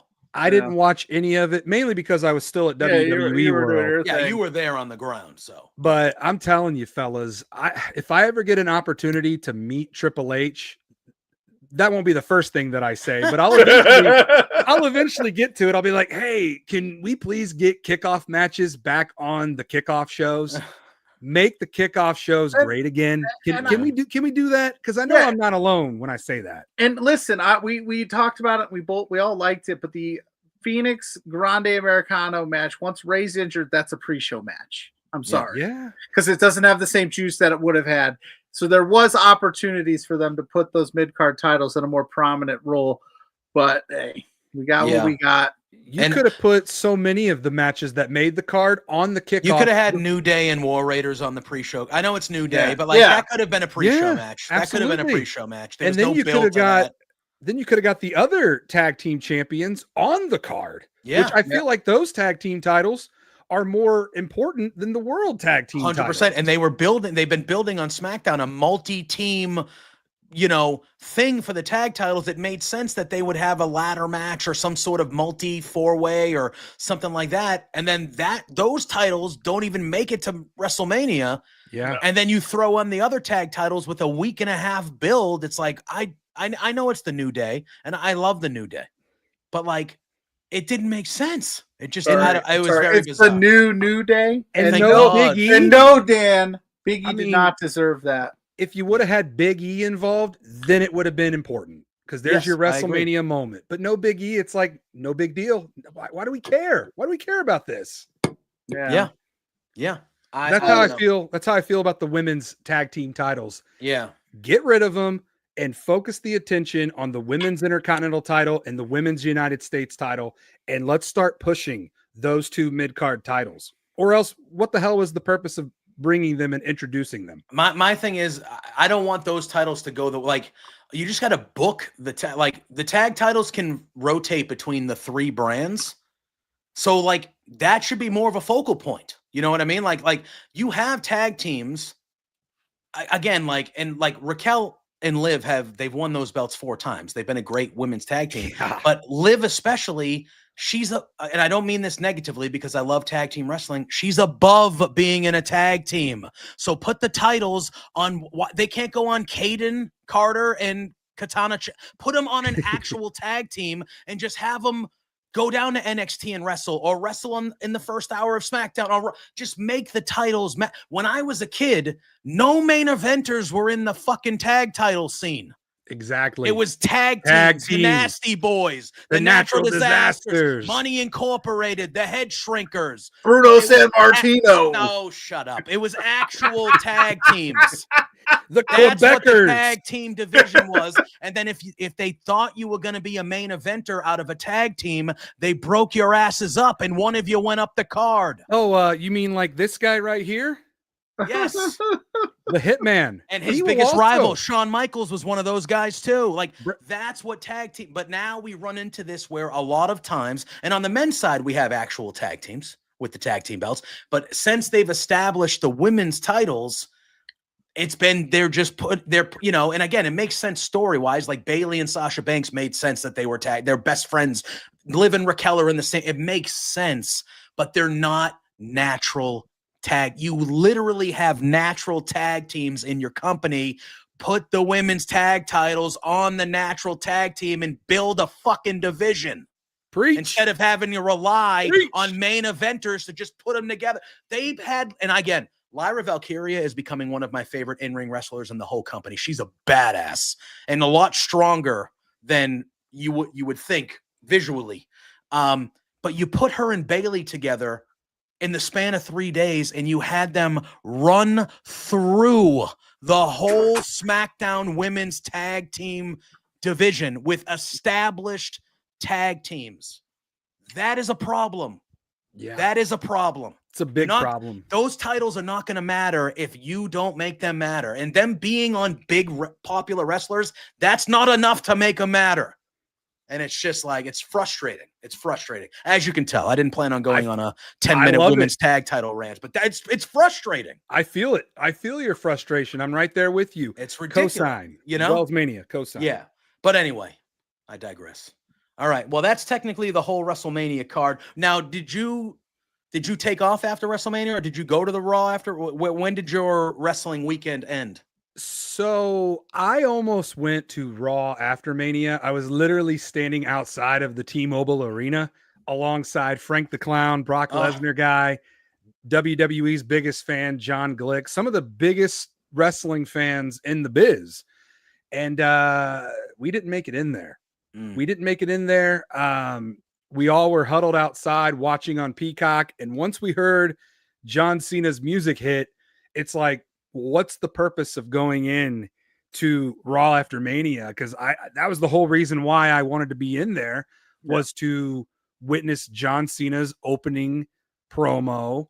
And I didn't make it. I didn't make it to Raw after Mania, but I'm not mad about it because, one, I saved money, and two, I made memories with those guys outside of T-Mobile Arena in Las Vegas. So it worked out. But to answer your question, we got out of there Tuesday. So we got out of there the next day, flew back home, had a late flight. I'm still recovering. I bet. Found out he was going to be on Beards last minute. Literally, and my wife brought me home dinner, which is now cold, which is fine because I'm committed to you guys. I'm also committed to her as well. Committed to her, but she's loaning me out to you guys. I did tell her, I sent her a text. I said, hey, you can eat the fries. If you want to eat the fries, that you can have them. I'll eat the chicken later. Guess what? You can always heat up chicken. So yes, another life lesson. But before you know it, she's not even gonna ask. Just assume she always, when she tells you she doesn't want anything, order fries anyway. Because I haven't had a meal where my wife hasn't picked off of it in 8 years. Yeah, we could be eating the same thing, and she'll go, "I want yours." And whenever they say they're not hungry, they are hungry. Yep. So always order extra. Yeah. True. But it does. Right. It does feel good to be back home. I'm still on vacation because I've got Squared Circle Expo tomorrow and Saturday. Yeah. So back-to-back weekends of nonstop Craziness. wrestling coverage, man. It is a wild time right now. What a great time to be a wrestling fan. For sure. And we don't want to keep you from that dinner any longer. So thank you for joining us. Thank you for talking us through your Mania weekend, not only on the wrestling side of things, but obviously the personal stuff as well. It's very cool that you got to, and not only have a WrestleMania wrestling experience, but you also got to have a top-notch life experience as well last weekend. So that congratulations to you and the missus. Thank you. Greatest moment of my life was marrying her. So there you go. There you go. And this is like showing off our Hall of Fame or championship rings. I'm now part of the club, so I'm honored that she chose me. Fair enough. I love it. Do your thing. Plug your stuff. Let the people know where they can find you, where they can hear your podcast, all that stuff, and then we'll slide it up to Pluggo, and we will make our way out of here, fellas. Well, first and foremost, thank you guys so much for having me on. Thank you for caring enough to hear what I have to say. Thank you to everybody out there watching. You can listen to my podcast on Spotify, Apple Podcasts, and YouTube. I'm not quite as fancy as these guys with their awesome intro and graphics, but we're getting there. I think I have to pay the next level, next tier level. Yeah. But yeah, you can listen to the podcast on Spotify, Apple Podcasts, YouTube, WellsMania podcast. I greatly appreciate it. Social media, I'm on Twitter, Facebook, Instagram, and TikTok at WellsMania. I am trying so hard to get to 10,000 followers on TikTok. And I tell you, when I was out in Vegas, I gained over 3,000 followers. So we're getting there slowly but surely, but I couldn't do it without the help of you guys. So once again, thank you so much for having me on. Shout out to my beautiful wife, who's always right. Thank you for allowing me to be on Between Two Beards as long as I have been. Always. I look forward to seeing you guys in person the next time that I see you. Hell yeah. Can't wait. The door's always open for you here, Wells. Thank you. And one last pluggo. See what I did there? Another pun to end on. I like it. Squared Circle Expo 5. If you're gonna be there in Indianapolis at the Wyndham Indianapolis West tomorrow and Saturday, come say hi to me. I'm gonna be all over that hotel, and I'm hosting a costume contest on Saturday at 5:15 p.m. So I look forward to seeing all of you at Squared Circle Expo 5. Pluggo, JPJ, I love you guys. Thank you so much for allowing me to run wild on Between Two Beards. Hell yeah, man. Appreciate you being here. Pluggo, why don't you do your thing, and then we can say goodbye, play a little bit of Sue, and we'll go home. All right. Well, I'm Pluggo. You can find me at Pluggo on all social media platforms. Just search Pluggo, and I'm right there. Happy to Beards on all social media platforms to know what we've got going on as a show page. You want to keep up to date there because you never know who's coming on, and they never know if they're coming on. And then I just did an interview with Rachel Armstrong, who will be at Squared Circle Expo tomorrow, Wrestling for Black Label Pro. That'll drop tomorrow. If you want to know my written thoughts on the week that was WrestleMania, go to Love Wrestling CA. Those are there. The LPW preview will be up tomorrow as well.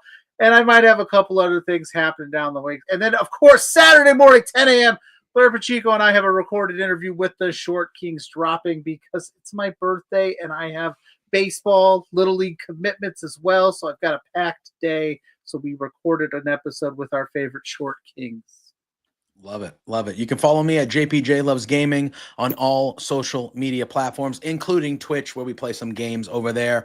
Thursdays, you can find me here all over Love Wrestling. Thursday mornings at 9 a.m. We have, it's still the same old Firmly, just has a little bit of a new name. We have Firmly Inc., where I am with Drew Nicholas, my pal, who's been in the chat tonight. We talk AEW, we talk WWE, we talk the top stories in both brands every week. And then every Thursday, like Pluggo said, 8 p.m. Eastern, right here, the flagship here of Love Wrestling, Between Two Beards. You can also catch me over on bodyslam.net after AEW Dynamite, a little post show over there. And then we should be hopefully in the next couple weeks getting the Raw post show, Raw Dogs, back up and running over there as well. So you can catch me Monday nights after Raw and Wednesday nights after Dynamite on Body Slam, and you can catch me double dipping here at Love Wrestling on Thursdays with my main squeeze right here, Pluggo, for Between Two Beards and Firmly with Drew in the. I always call you my main squeeze, babe. Bam, bam. You bam, did bam, tell me to shut up like 5 minutes ago, so I don't know what to believe.